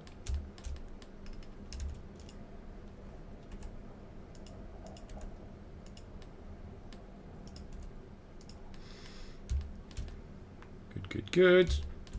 And then we can just, well, I can just grab these and hopefully just match them up. I think I'm going to make it a bit messy, I guess. I'm allowed, it's my model. I'm allowed to do what I want. So yeah, it's definitely a journey, and I think it depends on, like, a lot of studios, I think, are actually going or leaning a bit more towards, what do you call it? Oh, that's interesting. Get rid of those two. With Blender. So I think I've seen some studios are going towards Blender, which is great, because a lot more people will be good at it on the grounds that it's free, and they can kind of go that way. So yeah, industry is in a very interesting place, I guess, is the main point.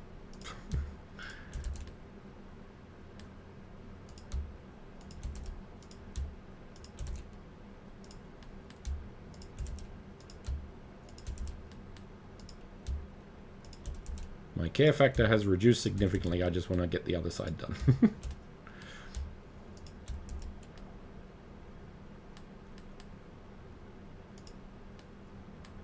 Yeah, what's going on there? That's cool. I can dig with that. Actually, what I might do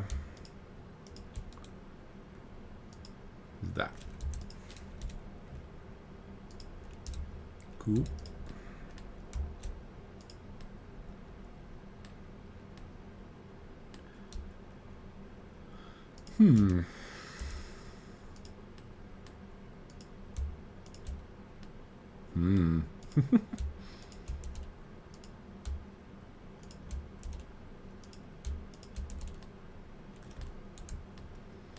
Sure.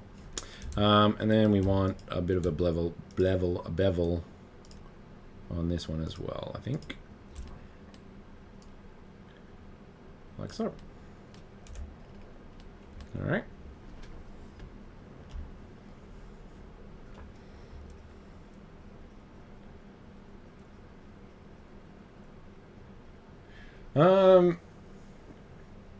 Right. Draft designs for 3D space. I don't come from an architect background, so I kind of just like I'll do whatever I need to make it do whatever that brief means at the time. And most of my briefs are what do I want to do and how do I want to make it. So one of the last sort of finished spaces I made was cinema, and I literally just made a box and just started building it as I saw fit in Blender. But with the bounty space that I won, I was more like I planned it a lot. So I think I remember going on a train trip somewhere. I think it was an hour away, and I spent that hour like designing the floor plan. And I was like, okay, what do I want to do? How do I want to create it? How does the flow work? And then built that, and I pretty much stayed to that for the whole thing, actually. So it really depends on the brief, and making sure that you do what needs to be done. That said, I get the luxury of kind of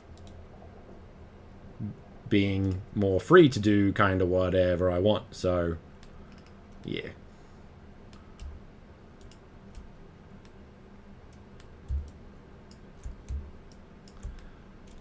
So it depends on the task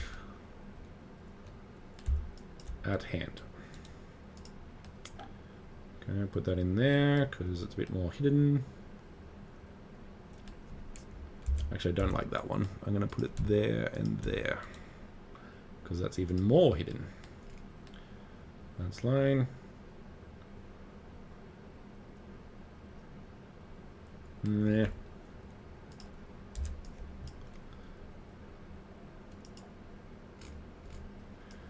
Now this is all going to be wrong, so we have to do it all over again.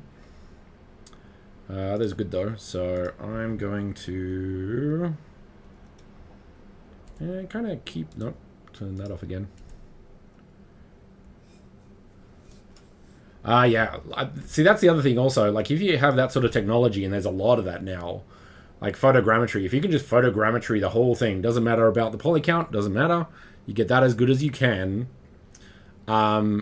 Get that into Blender and then do a optimized version. Right. Yeah, there's a lot of factors that come into play in regards to, okay, how do I do this? Like how complex is the space? Actually, yeah, it depends on the space as well. So there's a lot of factors that you're going to have to take into mind in regards to creating the space to work in Mona as well, because you want that. And also, like, is it VR? Like, do you want to be VR? That will limit you a lot more than just designing for desktop, for example.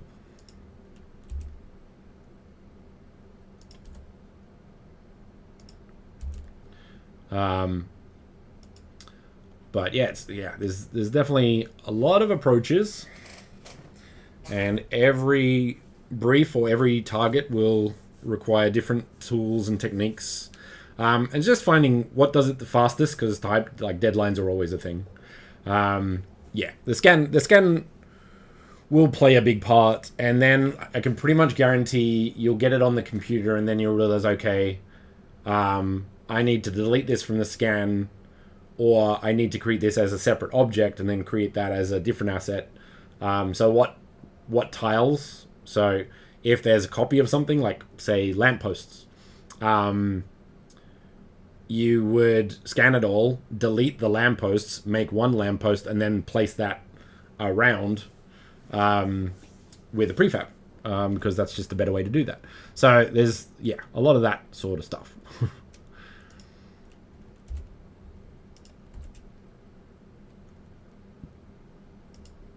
There's no right way, there's just a bunch of mediocre ones.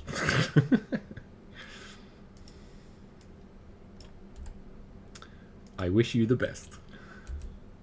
But yeah, real world spaces are probably the more difficult ones, because like you have to make it look as good as possible with the limitations of, well, in this case, WebGL.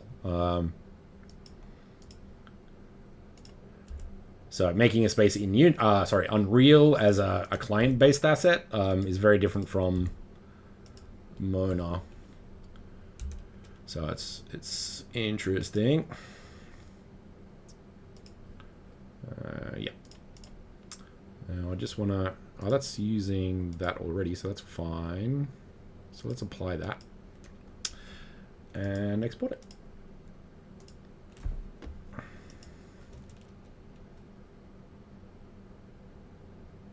Yep.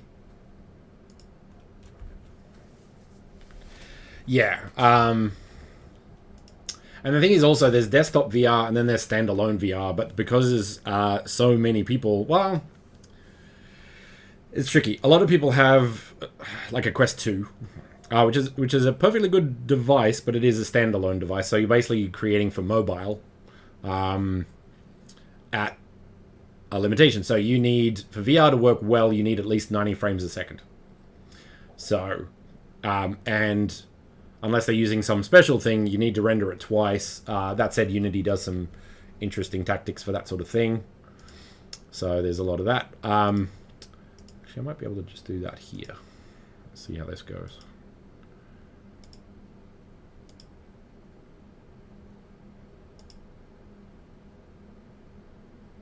Yeah. Let's get rid of that. Oh, no, I'm going to have to rebake everything anyway. Yeah, that's fine. So that's this one.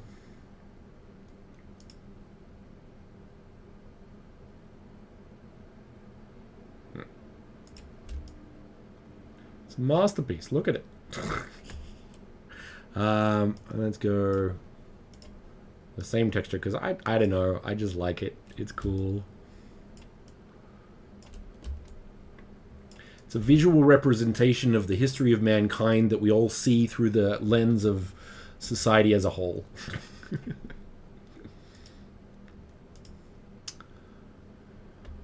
Let's export this again, shall we? Export.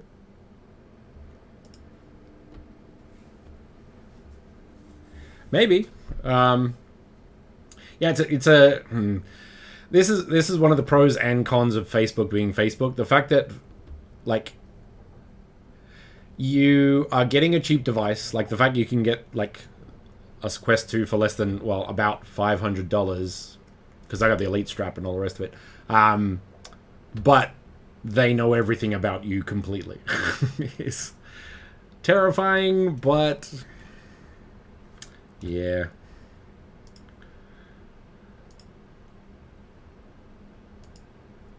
It's a thing.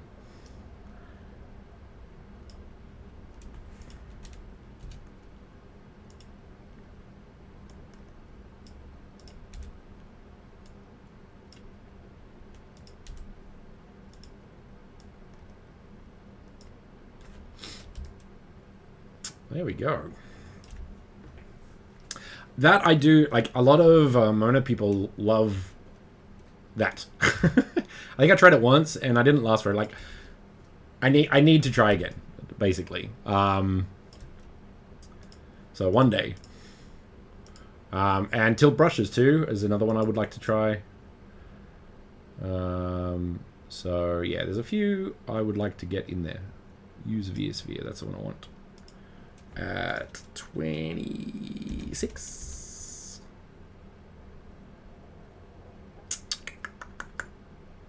So yeah, this is going to turn just because. So I'm going to rotate that and move it up. Go that, we can see what's going on. This is in front. Is that it? Nope. That's it. Okay. Let's get some smooth.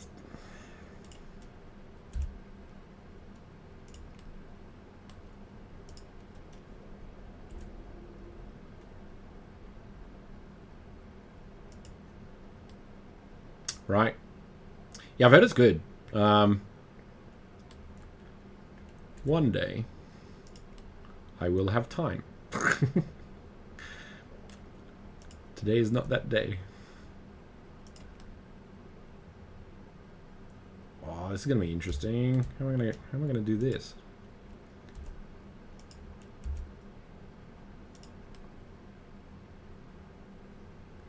Maybe slightly that way. Yeah, that works.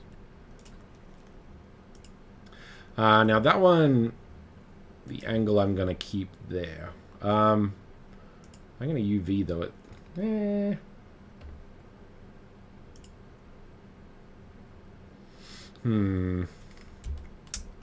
Let's do that.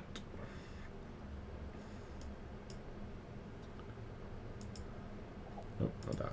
Not that. Why is it doing that? That one, there. Scale.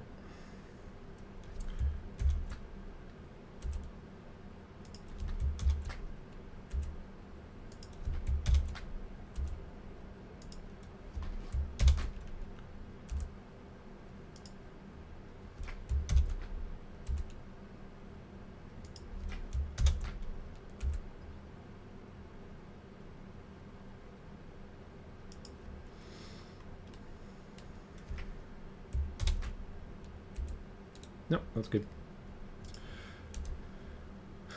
Export that. I don't know if this is gonna export based on the this or this. I'm pretty sure it's on the thing, but I'll be interested to see where the gizmo is actually. So it's a bit of, it's two things. So we'll see. Models. Eh? What? Okay. Yeah, okay. Hang on.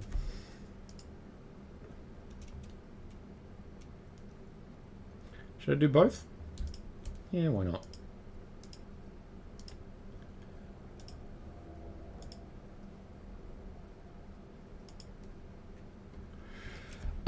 Yeah, okay. There are some I would definitely get into. F2. So that allows me to do some good polygon things with F, so I think that's, you saw me do it. So, 2 polygons, hit that vertex and it'll add one, connecting 2 things. Yeah, it's quite useful. What else is there? Loop tools is super useful. It allows you to create, like, just grab a bunch of vertices and just make a circle. So that's really good for, like, perfect circles. And other tools, but that's the main one I use it for. What was the other one I use? Well, no. I would recommend for people who build things. Well, I'm not in Blender. It's an architect one. Archimesh. So that allows you to make things that... Where is it?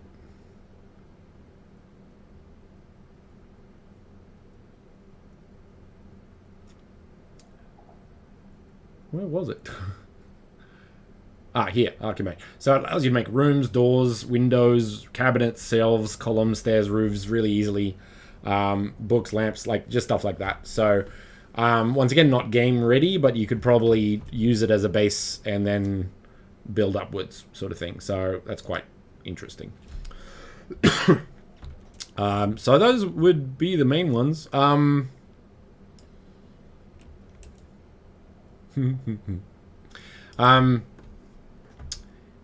If you do characters and rigging, I found Auto Rig Pro pretty good. I'm having some issues with it, but another one comes with Blender that's free is Rigify, so that allows you to make a character rig really easily. It's a little bit quirky. As I said, characters in Blender could be better, but it's not bad. But I think that's it. So F2, Loop Tools, Archimesh, and Rigify. Those would be mine.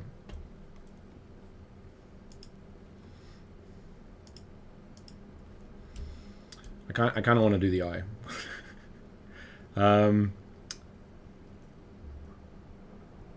How would I do an eye?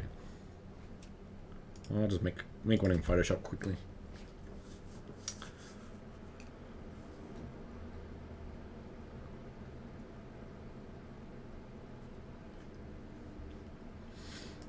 And then I will call it, I think, new file. Sure. I can actually export this, I think.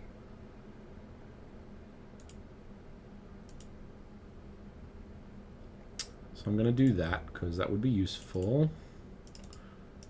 Workshops here. UV. So it's selected, and I'm hoping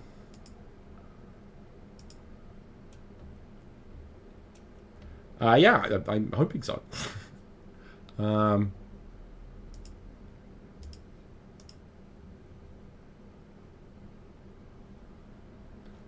didn't work great. Let's try that again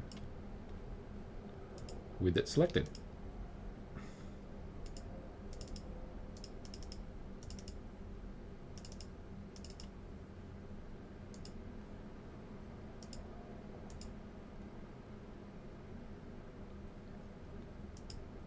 There we go.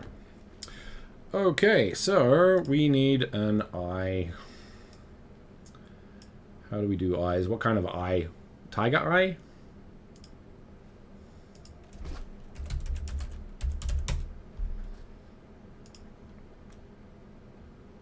No, I want like a...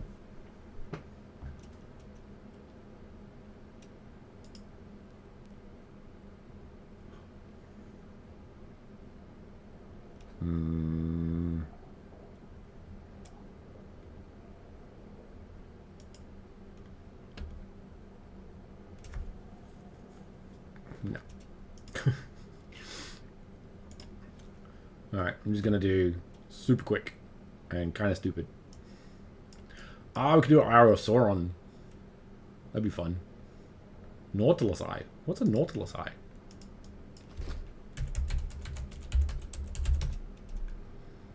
Yeah. Like one of my favorite marine animals is a cuttlefish. This is not at all my favorite animal. Like, this is weird. Okay. Cuttlefish are better.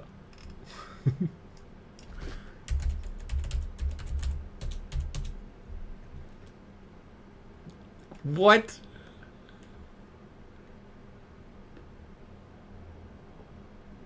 I didn't understand that their eyes are like that. What the hell?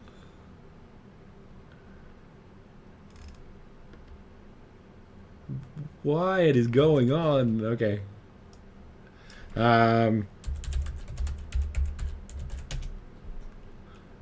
Yeah. No, we kind of have to do that now. 100%.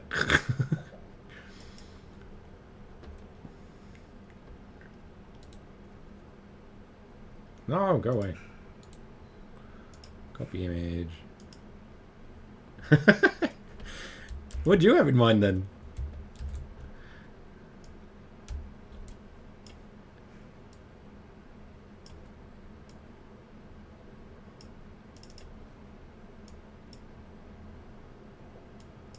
Oops, nope. I think for the purposes of this, on the grounds that we want to do it faster, I'm going to just do this. We'll leave it at that. That's super shiny. I kind of have to maybe get rid of that. Hang on.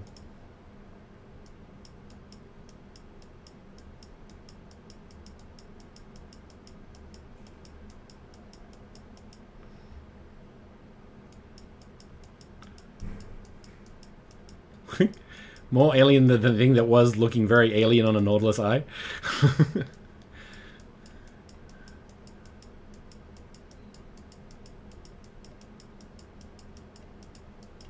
That'll look cool.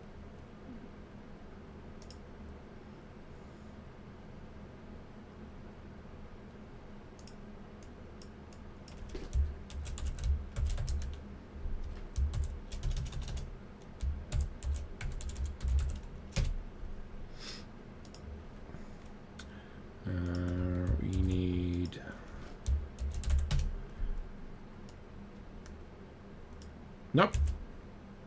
This one. Oh, no. Okay. I'm gonna read that. What? No. What are you doing?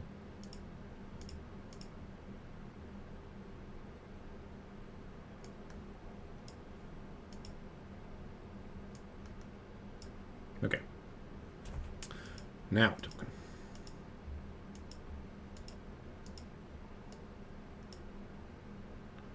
0.9.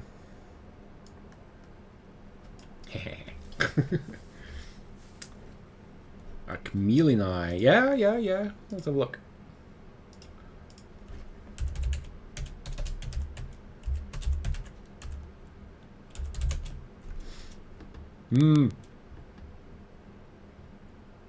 I could just steal that.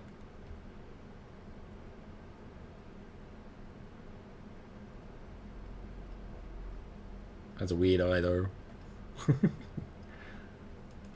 of cool.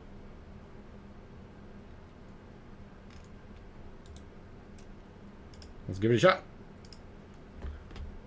We'll have an eye off. Ah, it's too small.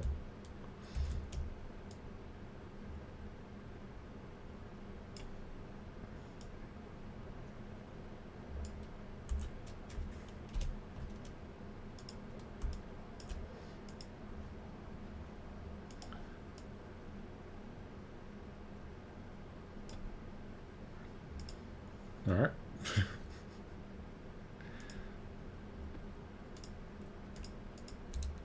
We got options.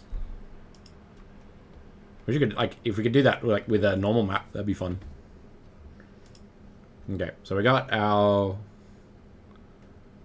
Eye of Sauron approach.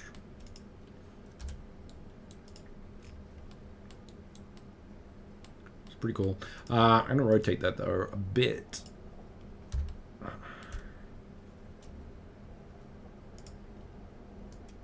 Sure it lines up.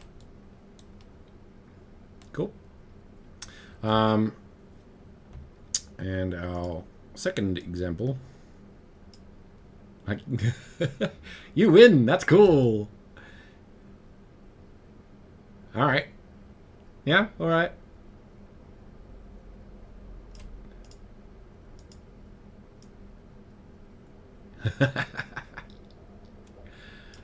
All right. Cool.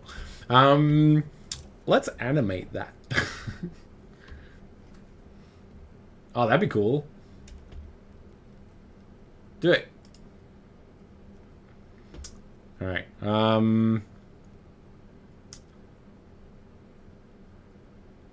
Let's create. Let's do some animation. Let's do an idle, and I'm gonna do. I kind of want to do a reactor, so when you're below it, it looks down at you. I think that'd be kind of cool.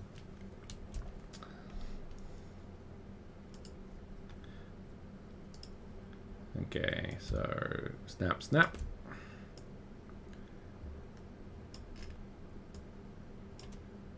Snap, snap.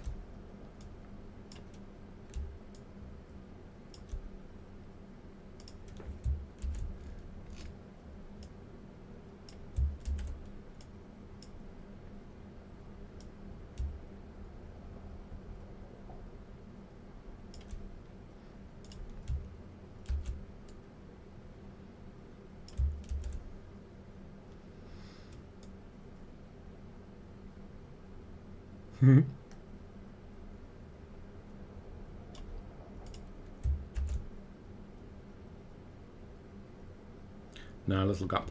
Let's do snap, snap. No, one across. Yep. And one up. Yep. Really short. And then back to normal.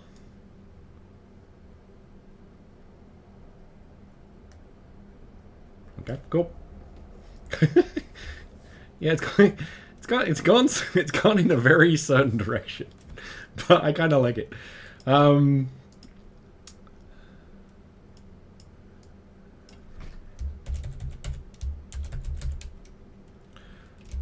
gonna have look down one. So on one side.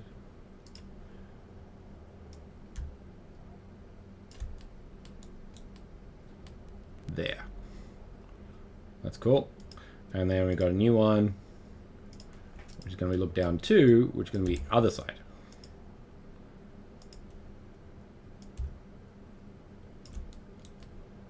Yeah.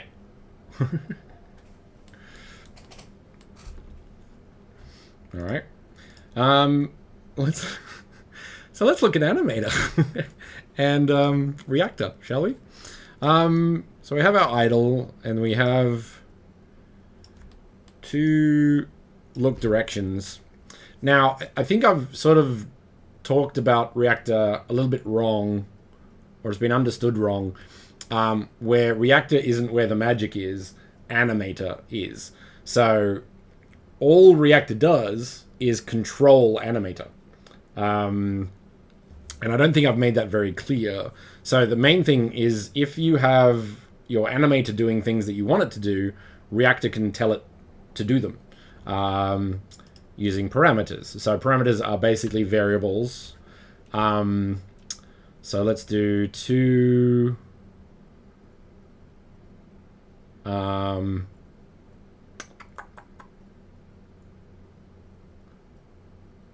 let's do an integer. So if it's at 0, it'll be idle. And then if it's 1,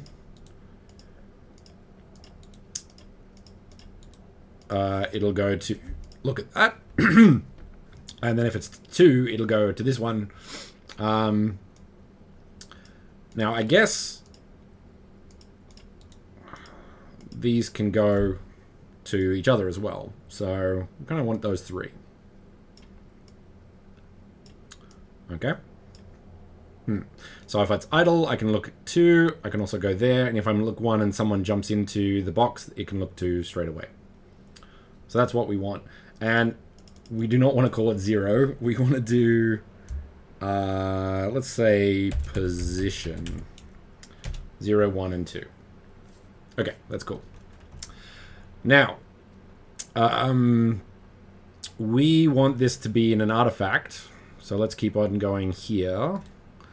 So I'm going to create some empties. So this is Reactor look 1, which was kind of on this side. So I'm going to go there. And I think it sort of snaps here. So that's cool. So, and that's nothing at the moment. And then we have look 2, oops, which will be over on this side.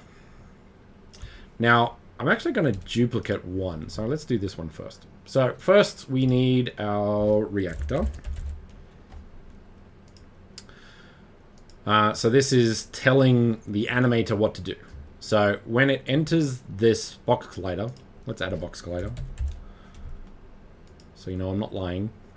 So when I enter this box collider, look 1. Now this one just changes that. So that's just the label. We want to set this Animator parameter, which we called position, int to 1. And then when I leave this trigger, we're going to set this object position to idle. Okay, so yeah, when I onto the trigger, set the animation position parameter, which is an integer to 1, and then when I leave, make it a 0. Let's make our box the right size. So let's say about here, anywhere in here. And we kind of don't want it too big because we want to look at you. So that works.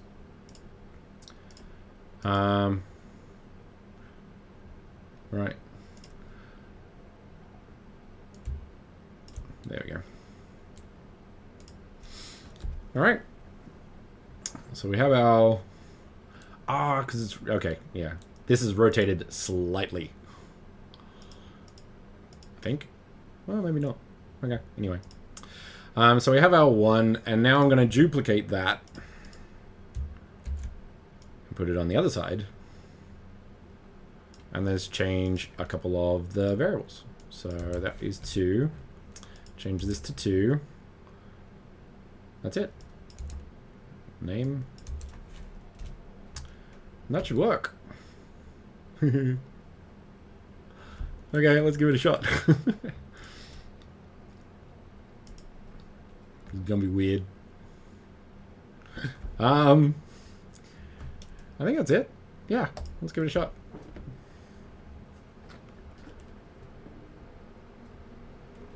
That error comes up sometimes when you haven't set the variable, so it's looking for something that doesn't exist yet, but when you add it, then it does. Yeah! Why is it black? Ah, no mirror. Okay, hang on. That's kind of cool, though. Okay, hang on. Man, one day I'm just going to get into weird stuff, and I should just do that, but I never do.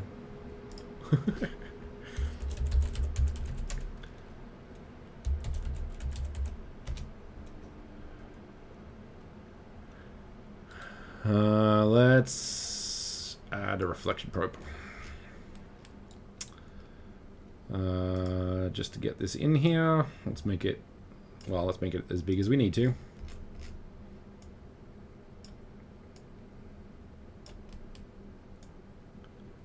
I don't know if this will fix it, but it might make it better either way.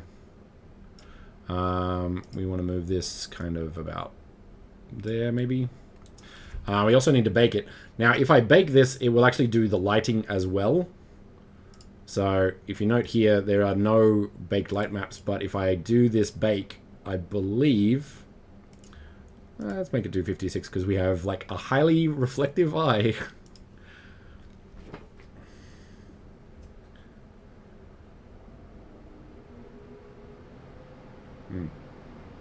So the whole...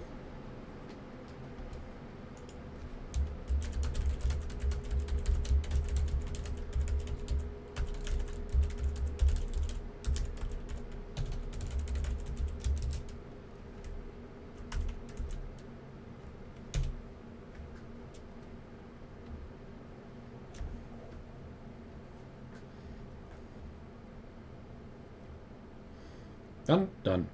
So we have our floor. Do we have our asset? No, we don't, because it's not baked, but that's fine because it doesn't need to reflect. And I'm hoping...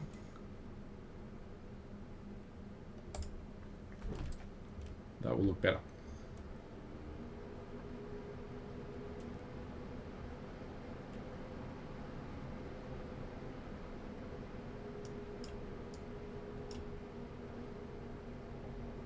Yep.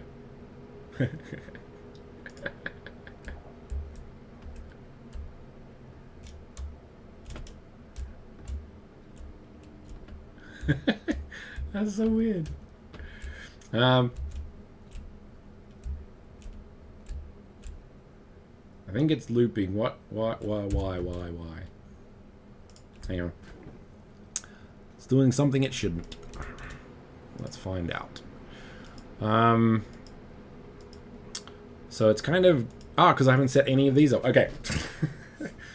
My mistake. So everything is ready except for the thing that it needs to do. So Reactor will look at these to understand what it needs to do. So basically, when position is equal to... let's do this one. 1. So we can go position equals 1. Go here. And then transition time will be very quick. So I could either make it a very slow turn down, which would be really weird, but we kind of want to make it very fast. Usually I'll turn off has exit time. So it can kind of transition whenever I want it to. So I want that to be really short. And when it goes back to 0, position equals 0, it'll go back to idle. Once again, very short. And this one, very short, position equals 2. And that one, very short, position equals 0. Now this one, if someone walks into 2, we want them to snap to 2. 2? Yes. And this one, we want them to snap to 1.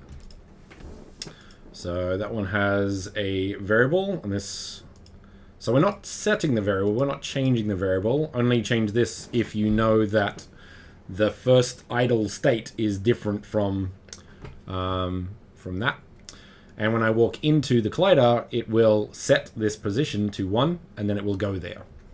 So that's kind of the fundamentals of Reactor. And theoretically, that should work. So let's try again.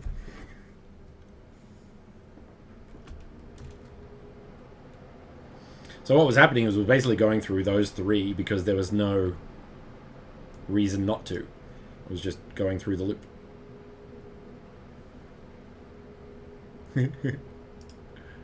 Okay.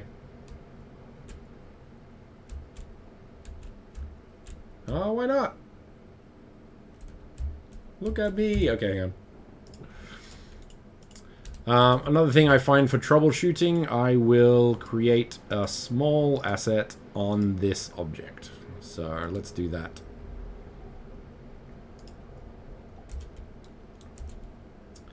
Just so we can see where we're meant to stand.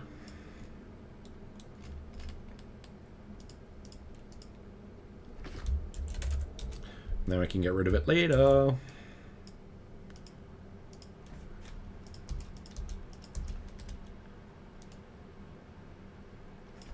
That said, it did not work, so why not? Box collider, yeah. Look to set cube 1 low, yeah. Position. Position. Position. Capital P. Yeah. Int to 2. Set position. Yeah. Int to 0.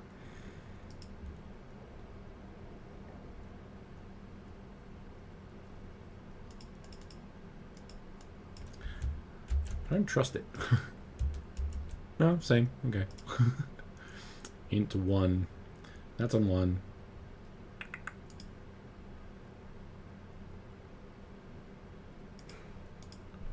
Okay.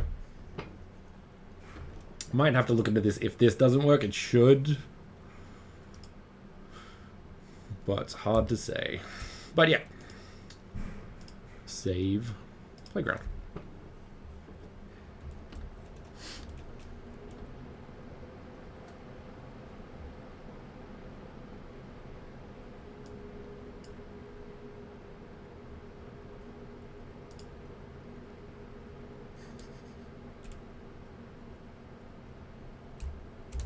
That doesn't like it.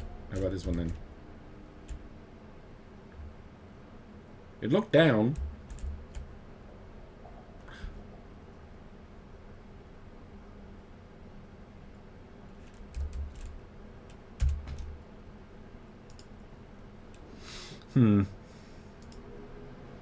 Let's try a couple of things.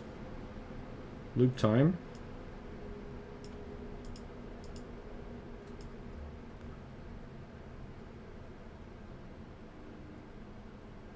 Okay, so that loops.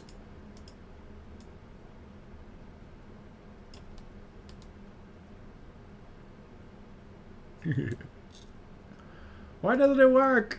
It should work.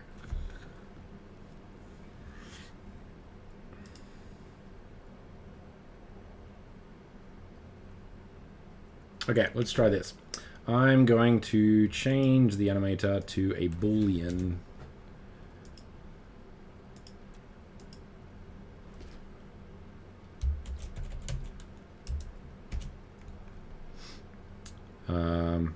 And let's see if that just works. So that's look 1.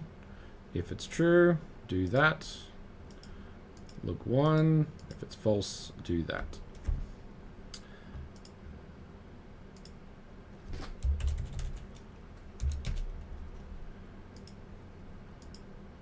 2. If it's true, do that. If it's false, and this will be a bit weird, it won't work as well, but it's a good test. That can be 2. That can be 1.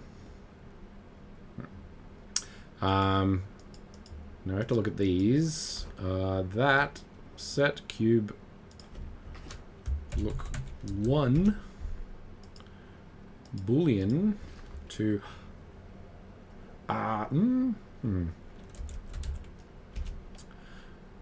maybe I need to update the reactor. That's why it's not working, because I haven't, like, they've updated it and I haven't updated this, so I have to do that. So this is my fault.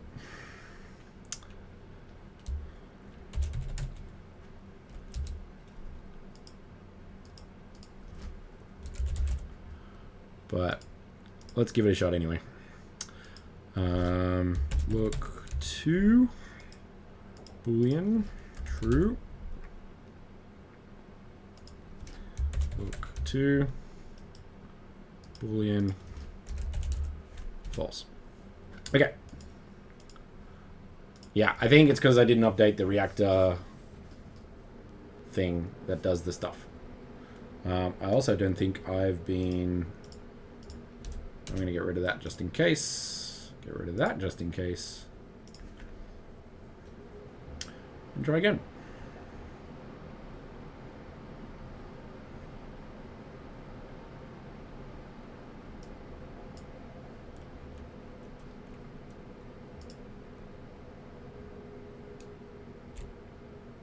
Ah.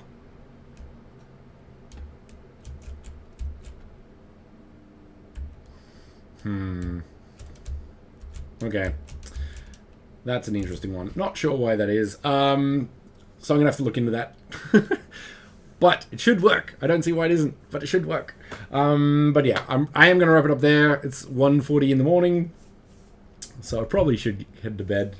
But yes, we have our 2 3/4 asset. Chameleon. I like the chameleon eye. That's like really cool. So yeah, we have our very odd artifact slash sculpture going over sculpting and retopology and baking and animation and a little bit of reactor, and I'm not sure why it's not working.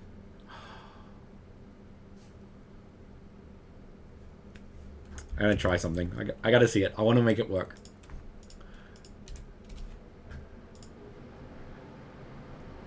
I'm gonna try one more thing.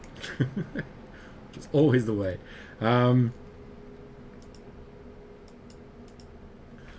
Okay, give me a sec.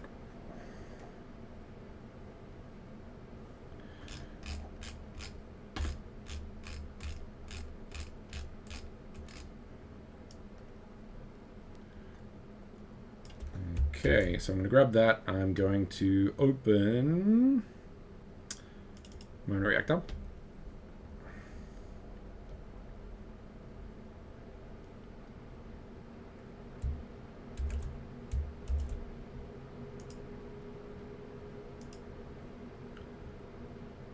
Okay. Last try.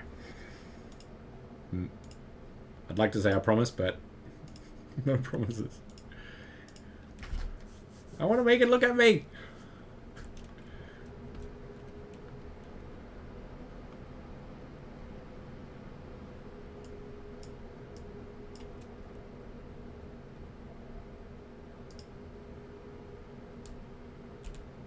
No.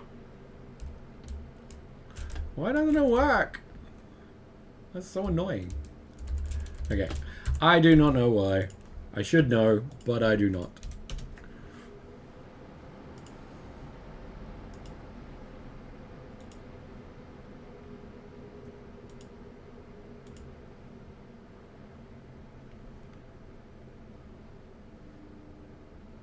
Maybe I'll set it back. Okay, last try. Zip.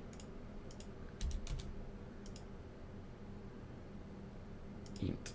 Back to that.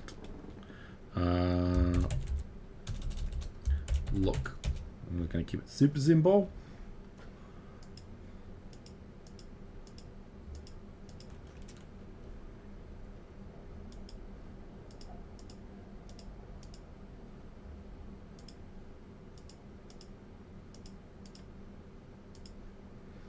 Interesting that it kept some of the variables here.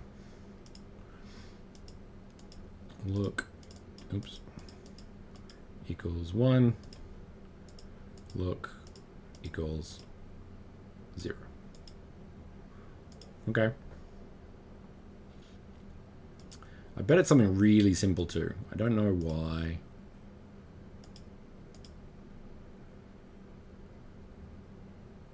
Alright, so we got the new things. Those are temporary though.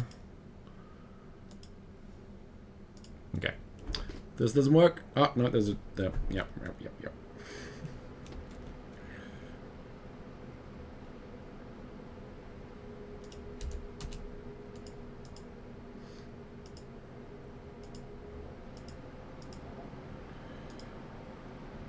Int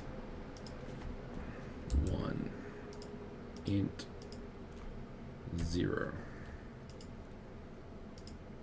Int 2. Int 0.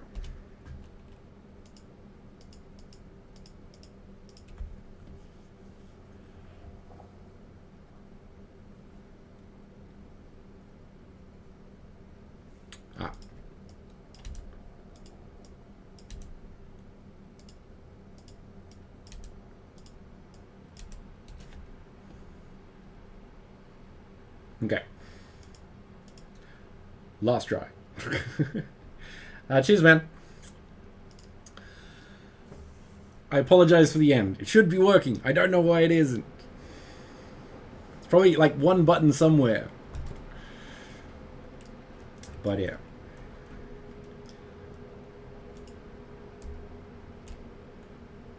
No. This eye doesn't like me. Oh well. It's something. It's way, like, it goes against everything that I usually do. I'm usually like super stylized, like I love arcane, like the animation and a bunch of other stuff. But yeah, it's interesting. I like it. I appreciate the chameleon touch. That was much better than the one I was coming up with. So that's great. But yeah. I will leave it there. Thanks all for joining. Hope you learned and or enjoyed, or both. And I will no doubt see you all around the Discord. So have a good evening. Catch you later. Bye.